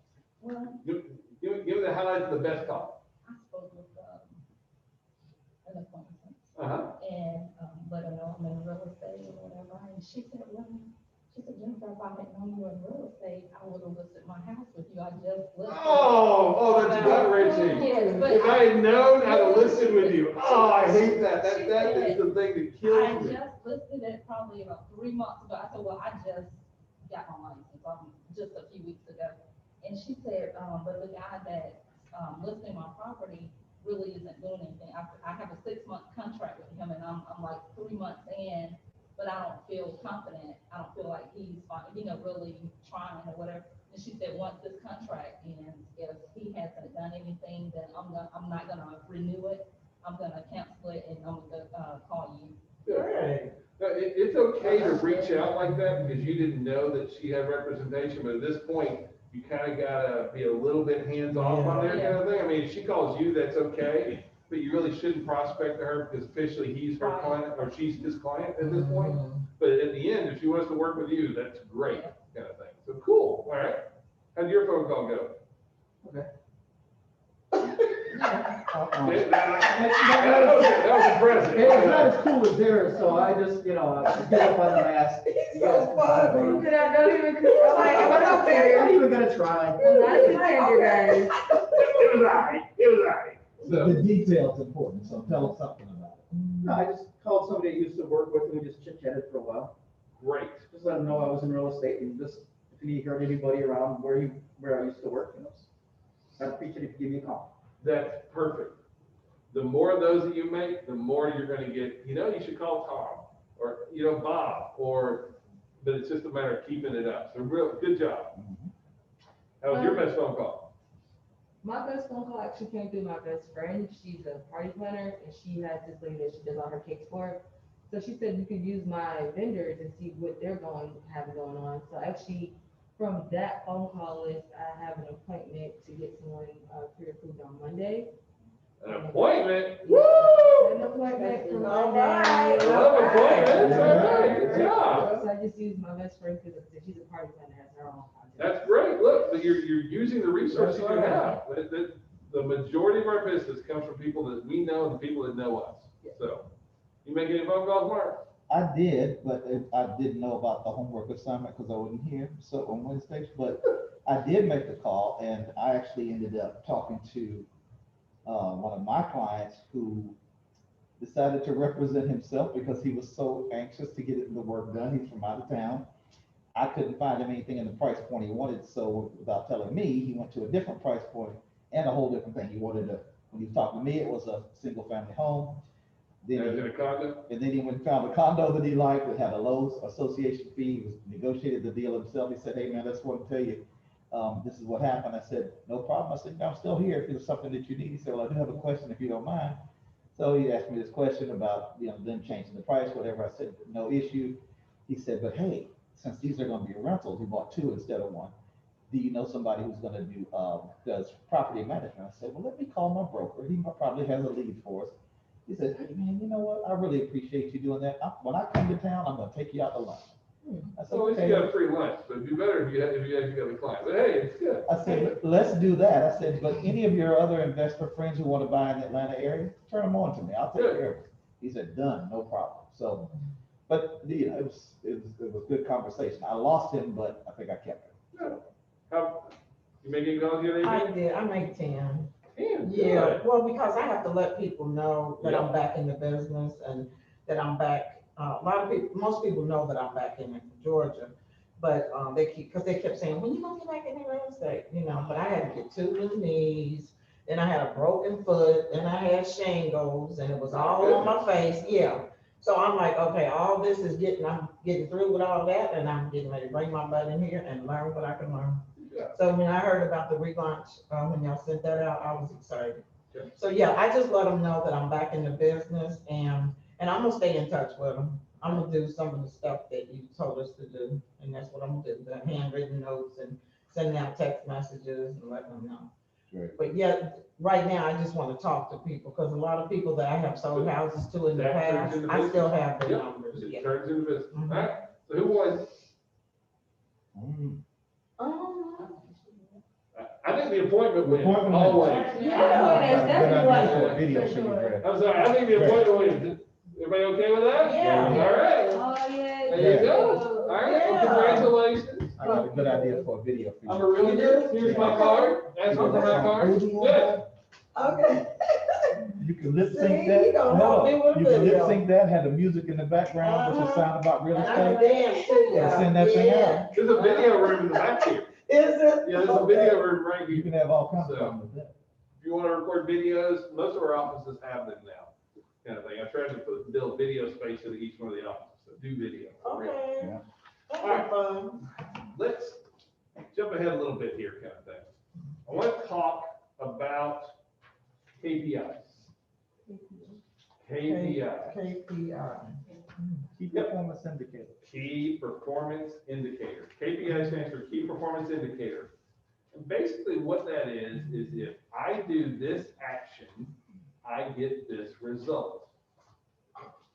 I make 10 phone calls, I have 3 conversations about real estate. I take 20 phone calls, I get this, you know. Basically, if I do these activities, I get these results.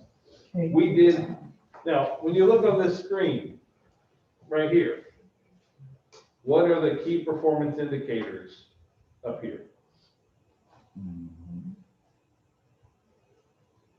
All the strategies. All the, yeah. The 15 strategies, those, because these are the actions that I'm going to take. If I do this, I get this result, kind of thing. But we all have them, kind of thing. But see, the bottom line here is that you have to work out a time. First, you have to decide what are going to be my key performance indicators. Now, it kind of helps today. Is it okay if I do this right here? Yeah, Or I have to wait? yeah. Ugh. I I know. had a max break outside. Huh? I had a max break outside. A chin, chin, chin, everything, I'm dying, so, oh, thank you. So, I'm more than 6 feet away, so I think I'm okay, just wanna make sure I don't offend anybody. So, you know, hopefully when you did your business plan, you created key performance indicators. It's very easy to make, for those 15 things that are on your 15 strategies, end up being not necessarily key performance indicators. But try and stay as specific as you can and put numbers on the things. And so like if up here, if you'll look, you know, could I just put adding people to a database? Right. I could, and there were a lot of agents, when they start building a business plan, that's what they'll put. They'll say, well, I just want to put people in my database. I want to call past clients and active clients. I want to send out some handwritten notes. It's always some or a few or things like that. You need to decide. Now, when as you're going through, I mentioned it earlier, it should be written in pencil, not necessarily in pen. Because you know, you're going to try some things, and some things are going to work phenomenal. Double those. Some things are going to work horrible. Kill those. So the thing is, if you're following this plan and you're doing these 5 things, and these 3 things are really working great, and these other 2 suck, what should you do? Erase the ones that suck. You're the ones that suck, and move in and add some others that help you achieve that priority that you're looking for. But you have to go through and decide what am I going to do? You know, in real estate, our key performance indicators, these are the things that we do every day. This is how we build it into our schedule. Now, one thing that, if you would take out your little handy dandy little workbook, the page that says workbook. Okay. So, the very first one, call active and past clients, 0 to 99 plus. You notice that, see where the quantity number on the first row is, right? Mhm. If I put numbers in there, does that become some of my key performance indicators? Yep. Yes. And does that work directly off of my business plan? Yes. Right, because that's on my business plan, and so now, I'm gonna do this many, and then this is where I keep track of it every single day. The next one, calling friends and relatives, that's, again, what's on this paper, now, I'm gonna encourage you to do a lot of these, because you really need to build this in. A lot of the things that is on this kind of to-do list, for lack of a better term, are things that are gonna help you nurture clients. But you need to generate clients and generate business, but then you also have to have a way of building them back into. If you'll work everything into your daily schedule, everything into your routine, it makes it much easier.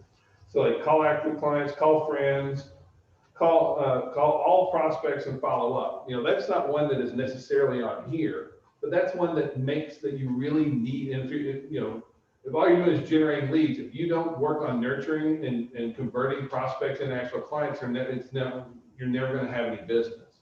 So you have to have, so that's something that is not necessarily part of this, but it is part of what you need to do to be successful. It's not necessarily a key performance indicator. Analyzing my database and reaching out for any new activity, you may not want to do that in your database. I don't recommend it, but all I'm saying is that these are all become very, very flexible. The next one is send property updates. Do I have the property updates on my GPS business plan? Well, if you're not sending, I do think you should, but again, we could take and erase any of these, and we could take any of these items, 4 Instagram posts, 2 LinkedIn posts, 5 business posts. See all these blanks over here?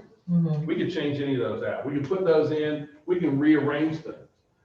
What I'm going to encourage you not to do is to not take out the parts where it's automatically built to nurture those leads. We tend to get into the habit of generating leads, but it's very hard to get into the habit of nurturing leads. And I know that I'm talking about key performance indicators, which is really the generating leads part of things. You have to convert those in. But because this is about business planning, this is about turning this into an entire business plan. So this is where we go from having these lead ideas that we want to do and this business plan we want to do, and we put this into an actionable daily schedule, an agenda and routine of what we want to accomplish. Now, if you really want to get complicated, then you break this out by time so that you can knock these kind of things out. But, just in the short time that we've been together, if you look and you say every day I went out and I called, 2 past clients, 3 active referrals, I called, followed up on 10 prospects every day, if I added 5 new people to my database every day, if I sent if I did all this every day, what do you think that does to my business? It blows up. Okay? It really does. And this is not rocket science. Does this look really easy to do? Yeah. It should look taxing. It should look like a lot to do. It shouldn't look like it's complicated, if that makes sense. And plus, if you're all in and you're serious about your business, it shouldn't be a tax. Right. But see, this is the difference between running a business versus I just sell real estate. Yeah, you're right. Okay? Mhm. Is this passive? Is this waiting for my business to build? Nope. Active. No, I've got a plan. I know what I'm going to do. And hopefully at this point, you will have started to work in, these are the kind of leads I want to work. This is the kind of structure I want to have. This is the kind of business that I want to own. This is the kind of organization that I want to be proud of. This is how we do business. And then this is what I do to achieve success. And this is really where it comes down to being the biggest difference between the 80% and the 20%. And that's why you see the 20% that do 80% of the business, It's because they got some sort of a plan. Mhm. So, you know, there are many other plans out there. There's other business plans and other business models. For me, this is one that just resonated very well. I know a lot of agents that have been very successful with it. I only throw this out there because I don't want it to be like, this is the only way to do it. There's a lot of ways to be successful, but in all of them, you have to have some kind of system and some kind of structure. That is really, really important for you to do. So I wanted to kind of touch on that bit. And then I want to talk a little bit about your schedule now. So, you know, we have the schedule we talked about here, but before this class, what did you think that going to work meant for you? Like working before or working now? No, as a realtor, as a real estate professional, before this class, what did you think going to work meant? Waking up, making calls, making appointments. That's better than most folks, because the vast majority of real estates are get up, jump on social media, hope the phone rings, maybe bump into somebody. It's extremely passive. Or most folks just don't know what going, you know, you know, if I said, I want you to go to work tomorrow, do you know what going to work looks like? And that's what I want you to get out of this class, and especially out of today, is that when you know, after next week, after we get through all this, and you sit and you're like, okay, Monday morning, time to get to work. What's that look like? You know, you have the opportunity to decide what that looks like. You have the opportunity to decide, this is what I'm going to do, and this is what I'm going to achieve, and this is how I'm going to do it. It is not super complicated, but there is a definite work component to it. You got stuff that you got to do.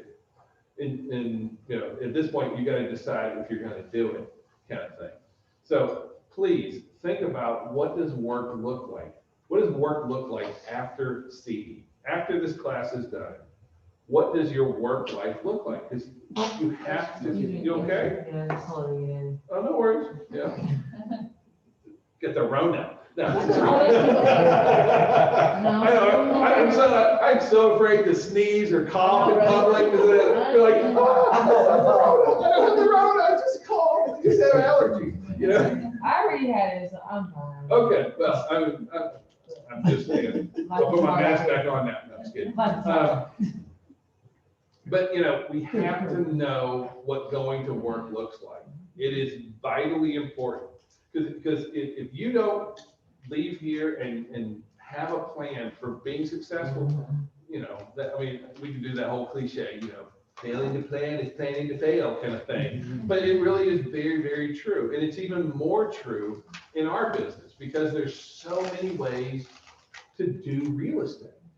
And there's so many talking heads that want to tell you, this is what you have to do, and this is what you have to do. The other thing is, there's a lot of people with their hands in your pocket. Okay, everybody in the world wants a piece of your commission, wants a piece of your time, and wants a piece of your money. Okay, so you have to be very guarded with that, and you have to be very stingy on what you're willing to give, because for a lot of us, the biggest thing we have to give is our time. So how much of that are we willing to do? But we have to guard that time. So we really have to make sure that our schedule is very well written. I touched on time blocking earlier, and I want to kind of expand on that a little bit more, because, you know, a couple of things I talked about was, one was actually getting up, and the other is time blocking. So what time should you start doing real estate? In the morning. After you work out. After you exercise? After you breakfast. Well, I mean, Whatever you decide to schedule your time and start it, you Yes. stick to it. yeah, Okay. but you have to make a decision. You have to have a schedule. You have to decide, what am I going to do when? I can tell you that the folks that get up and knock it out early tend to be more successful in our business. The folks who get up and rock it in the mornings, kind of thing.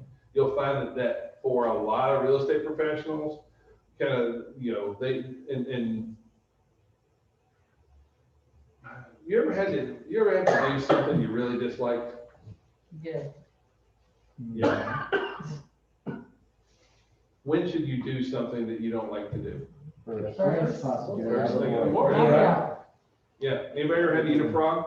Mm-mm. No, can't say I've been home. If you had to eat a frog, when would you want to do it? When you hungry? Yeah. Well, I mean, I'll put a frog here, and you can sit and look at it all day long, but you can't move on until you eat the frog. Oh, no. Oh, So you gonna sit there and look at it? Or are you just gonna go ahead and swallow it up right thing, first thing? Just looking at your factor. Well, but that's why you'll see that the folks who treat their schedule that way get more done. Right now, it doesn't seem like a lot of work, it doesn't seem that bad. But it's when you've done it for 2 months, and then 3 months, and then 2 years, and then 5 years, that you've been doing it, it gets old. And if you will train yourself and force yourself into a schedule where you eat your frog first thing in the morning, the rest of your day goes a lot easier. So knock out those activities that maybe aren't your favorites to do. For most agents, it's prospecting. Most agents, prospecting is their frog. And I don't care if you like being on the phone, if you don't like being on the phone, the majority of agents, prospecting is the frog that they need to eat. Because it's the easiest one to push off till later.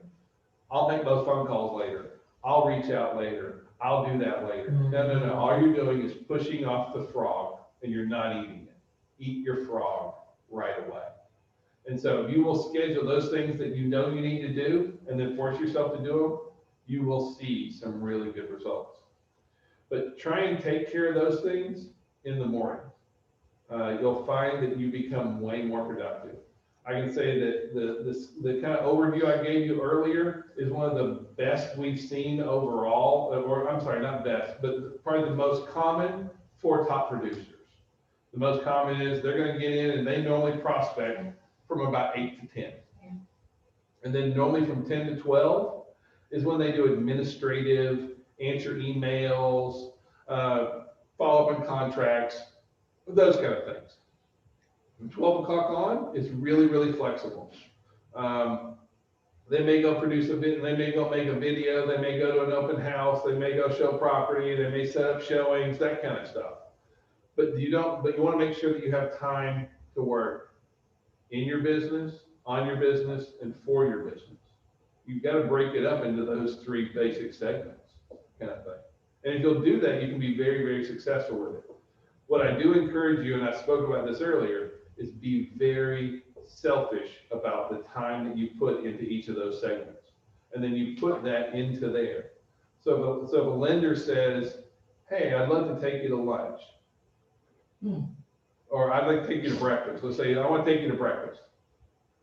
Well, I have to be done by 8, or I can maybe do lunch. But from 8 to 10, I'm here. I have an appointment from 8 to 10 and an appointment from 10 to 12. Does that make sense? Yeah. Because if you don't do this, especially in the beginning, you need to be into the habit from the very beginning.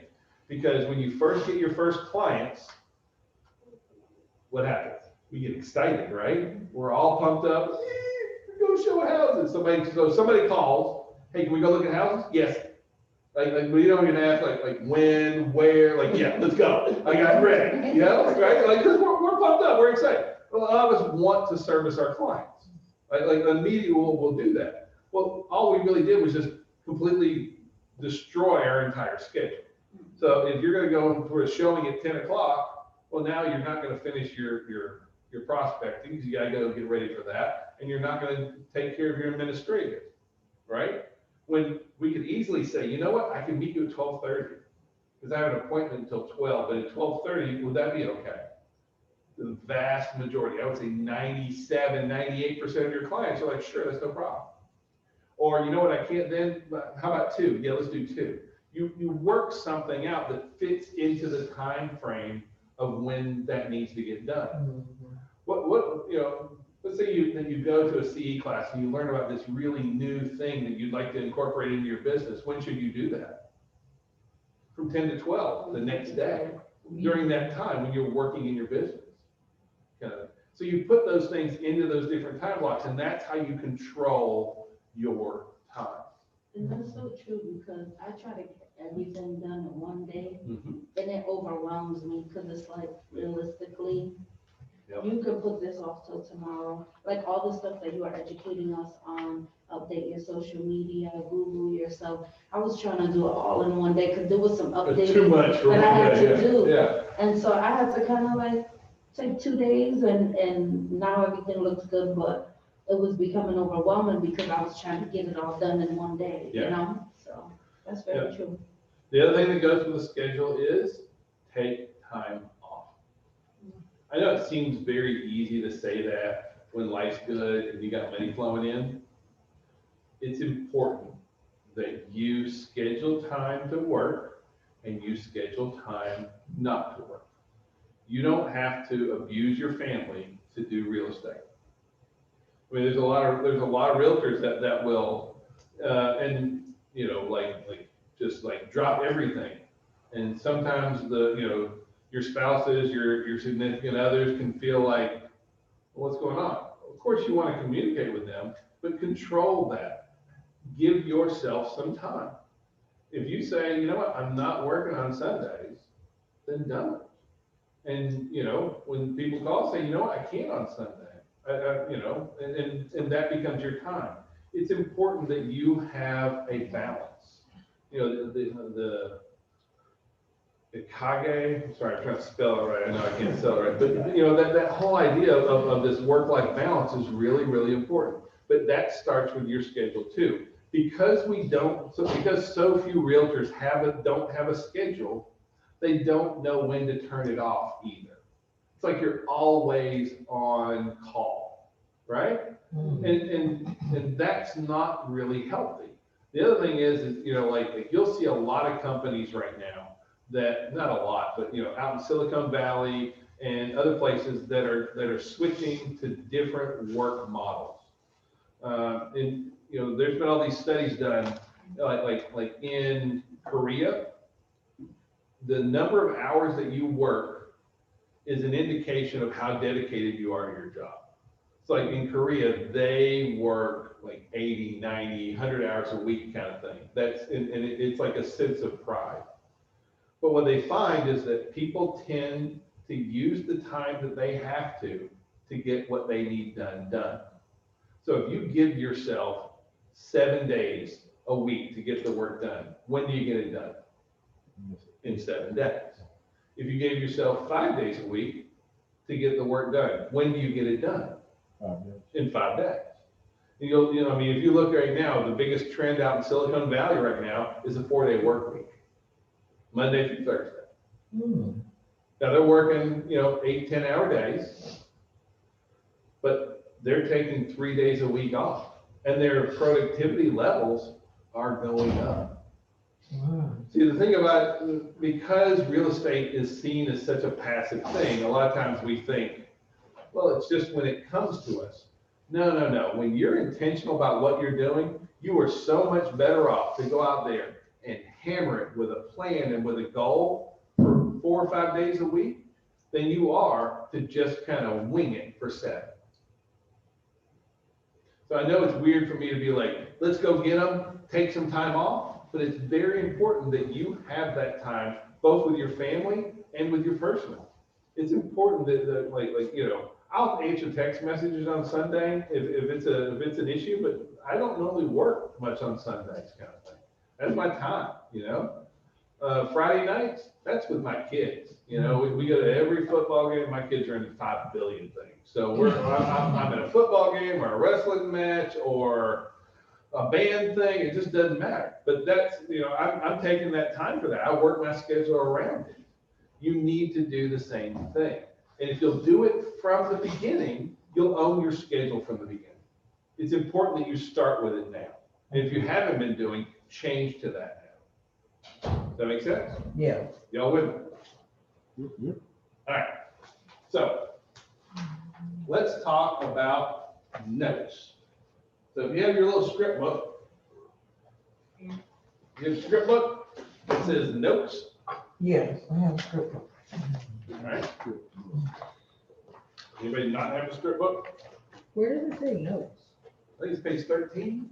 Man, everything's page Oh, Lord, here we 13. go, 13. Oh, dude, y'all busted me on that. Let's see. It says No. note scripts. It is 13. It's 13. Thank you. I have been proven victorious. All right. So you see where it says note scripts? Yeah, What do you think note scripts are useful for? Handwritten notes? Handwritten notes, yeah, true. What else? text, email. Text, emails, those kind of things, right? Okay. So, I am gonna challenge you guys today.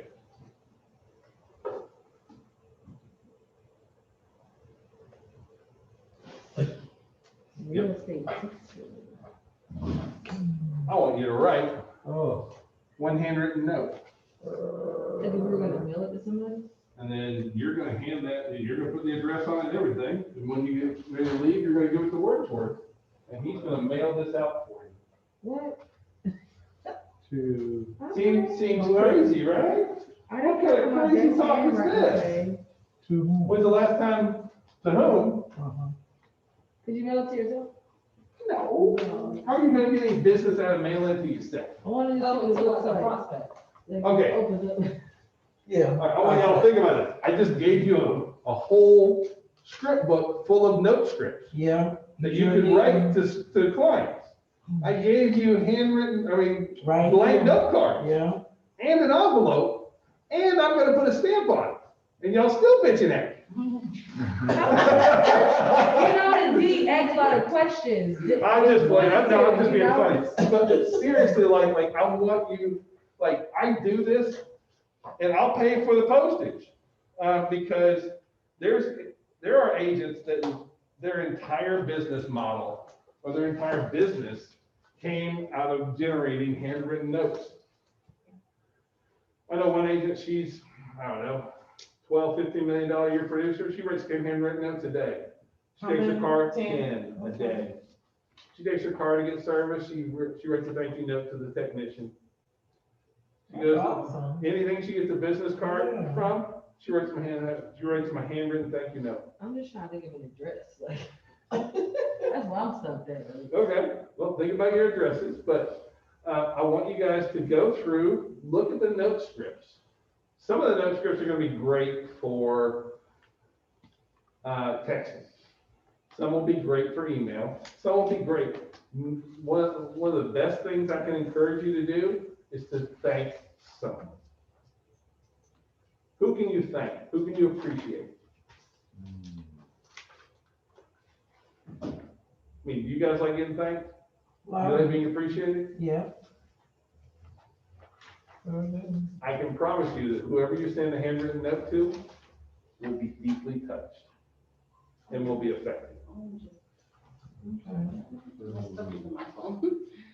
So, before you leave today, I would like for you to write a handwritten note. And if you're online, sorry, I can't give you a card, but you can pull one out. You're in your house, you probably have one. I want you to write at least a handwritten note. I'd really rather you write several. But just today, to get us through the experience and to get us past the whole, I don't know how to write handwritten notes. You know what? I think that is so good because most people now email and text. Nobody writes handwritten notes. So isn't that nice? I got two When you handwritten get, notes in the when you get last a year. note in the mail, it is exciting. Yeah, in the last year, I have two handwritten notes that were sent to me. Both are still sitting on my desk. You know why they're sitting on my desk? Memorable. These people took time to write a note to me in Yeah. their own handwriting personally. Yeah. It almost feels like You're important. like disrespecting to chuck it in the trash. Like these people took the time to write me a note. And I know it sounds completely cheesy, but like they took the time. So I want you to take the time and I want you to write a handwritten I note have to go get my to charger, someone. because my address isn't my. And I want you to do it before you leave today.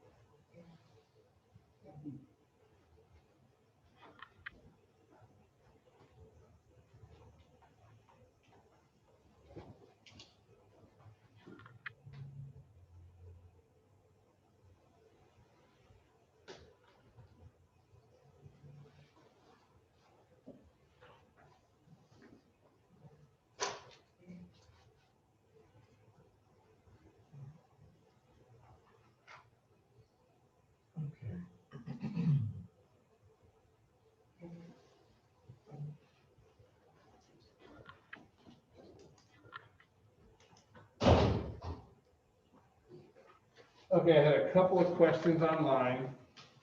Okay. COI stands for Circle of Influence, Sphere of Influence, database, that kind of thing. And then this is the part of the class that we're doing now is not part of a 3-hour CE class. That was all earlier. This is part of the 25-hour post license or relaunch series. This is just to help you build your business.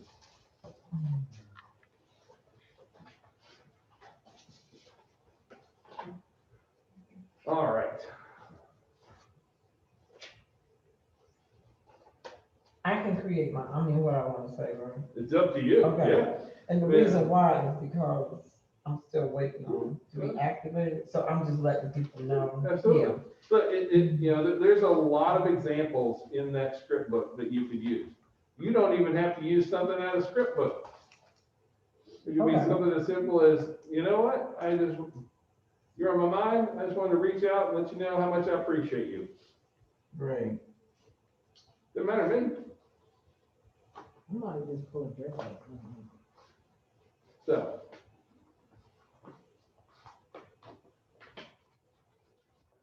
Give you just a.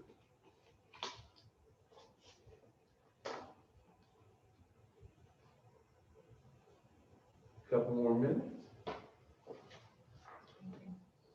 As soon as you're finished with your handwritten notes, great. I want you to pull out your phone. It's out anyway. Yeah. And I want you to send a business-related text message. Does anyone? Okay. Okay. Wonder where you can find the scripts for those. Oh, the script in front of you.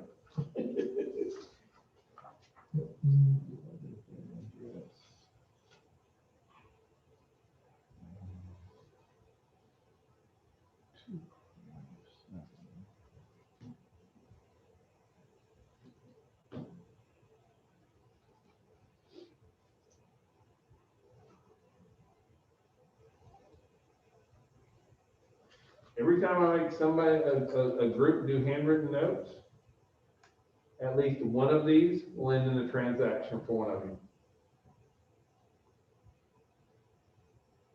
Say that one more time, I'm sorry. At least one of you will get a transaction from these handwritten notes being written today. Beat in your favor. Think about how few handwritten notes go out, how few people get. That's right. People value them. You want to build a relationship with somebody, send them a handwritten note. Mm-hmm. I have a friend who sends me a birthday card every year. She sent many. And I have every single one of them. She's the only friend I have in all these times that sent me a birthday card every year. That's cool. And never misses it. And I've never thrown any of them away. The last one was a picture of us when they came to eat at our house, Tanya Scott. We've been friends since kindergarten. Man, she must be old. Well, yeah, Moses was in the class ahead of us. You're crazy. So Mark and I have been buddies for, I know, I I heard. don't know. 25 Yeah, I laugh that he's my oldest friend because he's old, but we've been friends for forever, so. Yeah. No, that's good.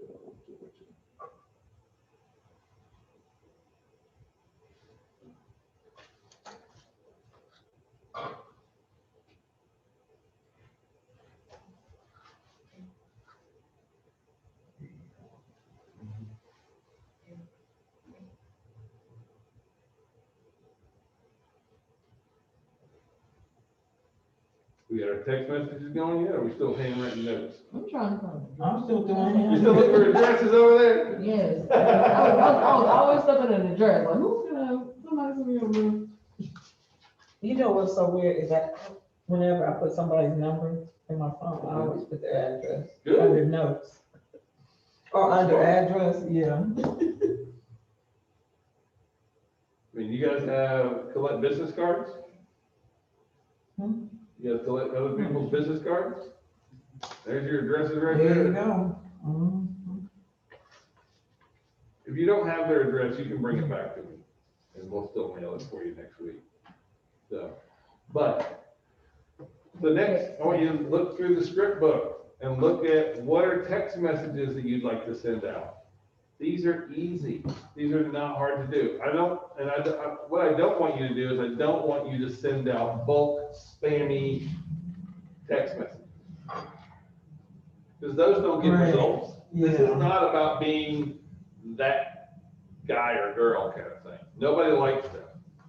But saying, hey, I'm available this weekend to look at houses, are you? That's a great thing to do. Or are you still interested in buying? Can we go look at properties? Have you got pre-approved yet? I mean, these are all very short little scripts or short things to say, but you have to be very intentional about it. So look through the script book and start sending text messages. It's important. You need to get into these habits. That's the reason why I asked you to do it in class, because then you realize, you know what? It wasn't that hard to write a handwritten note. For a lot of you, you haven't written a handwritten note since you went to school. That's right. I actually do. Well, I didn't, Yeah. but for a Only lot, because that's the way my mom was. but for a lot of people, Yeah, they have not you're right, written a you're handwritten right. note since they were in school. Yeah. Yeah. So if you write a handwritten note, would you throw your business card in there too or not? A lot of times we do, yeah, absolutely. Yep.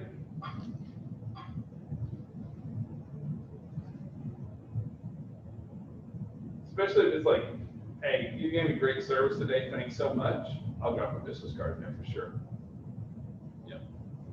Sometimes it's something more personal, maybe not, but it just kind of depends on the level of intimacy that I have with somebody. Not in a weird, creepy way, but.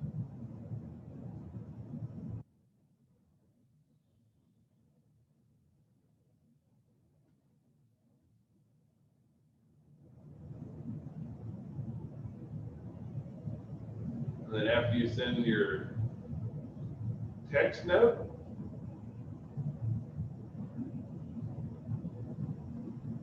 why don't you go put a note out on social media, if you're on it. I did that at the beginning of class. Good. I did it during class, right? Could you step between like 11? Oh, no, all right, you're right. But it's not, go ahead. Do you have to be on Facebook? No. Good. I got hacked on Facebook 4 times. So I would rather go to like YouTube or. That's a you call. I'm not saying that you have Yeah. to. There's just a lot of folks to engage with on there. On Facebook. So maybe just a business thing on Facebook. Can't, Which I heard you yesterday or the day before say you have to that. have a personal in order to have a business. Yeah, it's still up there, but I haven't been on that thing in so long. Yeah. Depends on how you want to engage. I asked Facebook to take it down though when I got hacked all those times, and they were trying to get money out of people, saying that I was stranded in another country and they need to get me back here. Yeah. Well, just go take those posts off and change password. You said change your password or? Go delete those posts and change your password. Now they can't get in there. No big deal. Really? How come nobody told me that back then? Oh, Lord. Well, they got in your account, then they hacked it, so just go in, change your password, and then change all the posts, and delete that stuff.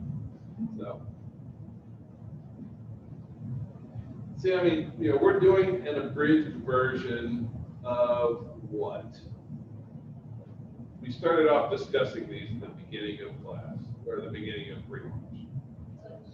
Key performance indicators.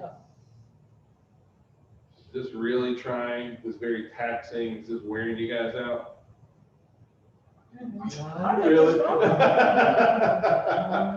But see, this is about being intentional about your business. I mean, when you actually get in there and start doing it, you realize that, you know what? Writing handwritten notes is not a really big deal. Sending some text messages is not a really big deal. I'm not in the habit of doing that. Posting on the social media about business, I'm not in the habit of doing that. You've got to, going back to the whole thing with the schedule, you gotta put it on schedule. And I want you to see that, what we're talking about doing here, this is not rocket science, okay? But it can change your entire world.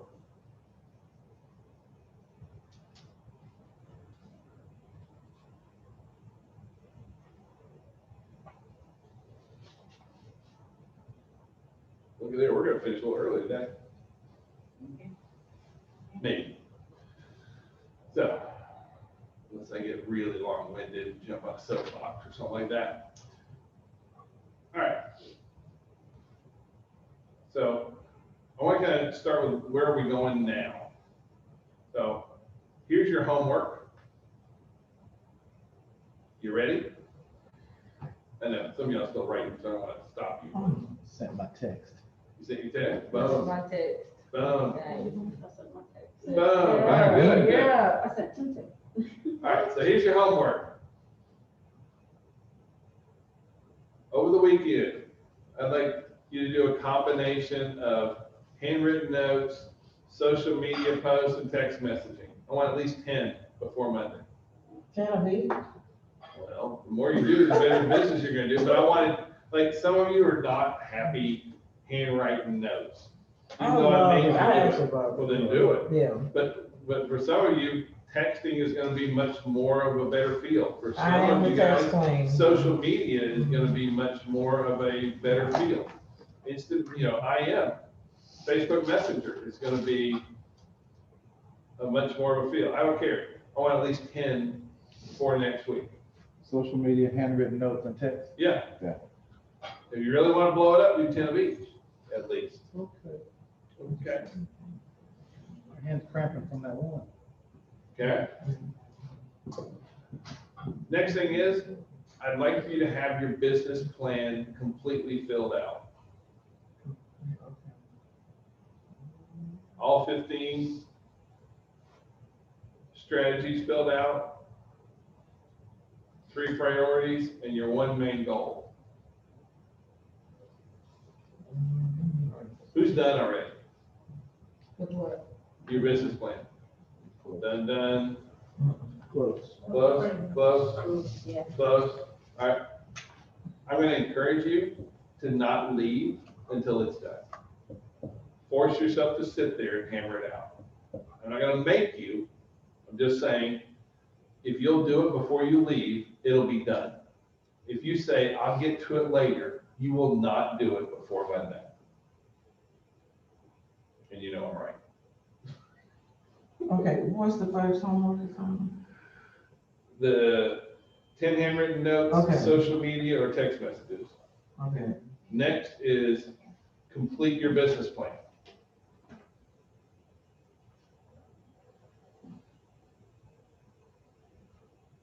And then number 3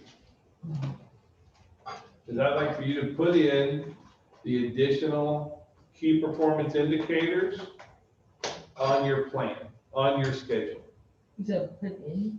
Well, like, if you look on here right now, Okay, I like, got it. some of the things that are in here are probably already on some of your key performance indicators on your business plan. More than likely, there's some already on there. For the ones that aren't on there, I'd like for you to add those in here. In these blank spaces, Mhm. and then fill it in? Well, Or that's your just put schedule. them on there? That's your Okay. schedule. That's it. Because what I want is that ideally, once you are done with me and you're like, finally, he's done, I don't have to listen to him yabber on anymore. I'd love that you could pull this out and say, hey, it's Monday. What am I going to do? Oh, I'm going to do this. And so on Monday, you go through and you check off everything you're going to do on Monday. And you check off everything you're going to do on Tuesday and Wednesday. And this is how you keep track of what you're doing until you get it done. Okay. So I'd like your key performance indicators that are on your business plan to be part of your new daily schedule. Okay. You with me? Yeah. And then last thing, read up on the script book on buyer scripts. Monday, we are doing the ultimate buyer system. We're going to go through I'm gonna do a buyer's presentation during the real lunch part. We're gonna go through all the different steps of what we do to represent buyers. We're gonna do how we do our buyer's presentation, how to set one up. And then we're gonna go through all the steps. We're also gonna talk about all the numbers that we do. And then we're also gonna talk about lead generation systems for attracting buyers. So, and one of the things I like on the script side of things is like, how do you handle buyer objections? Because that's gonna be one of the kickers is when, you attract a buyer and they say, well, but what about this? At least start reading through these objections. So read through the buyer objections part of the script book. And then of course, call your database, call your sphere, reach out, that kind of stuff. So I hope you guys have an amazing weekend Well, you and a too. very productive weekend. And I If you hope your need- team wins. Well, I hope my team wins too. So I'm gonna see if I get any more questions. Nope, same one. So I believe that we are in really good shape.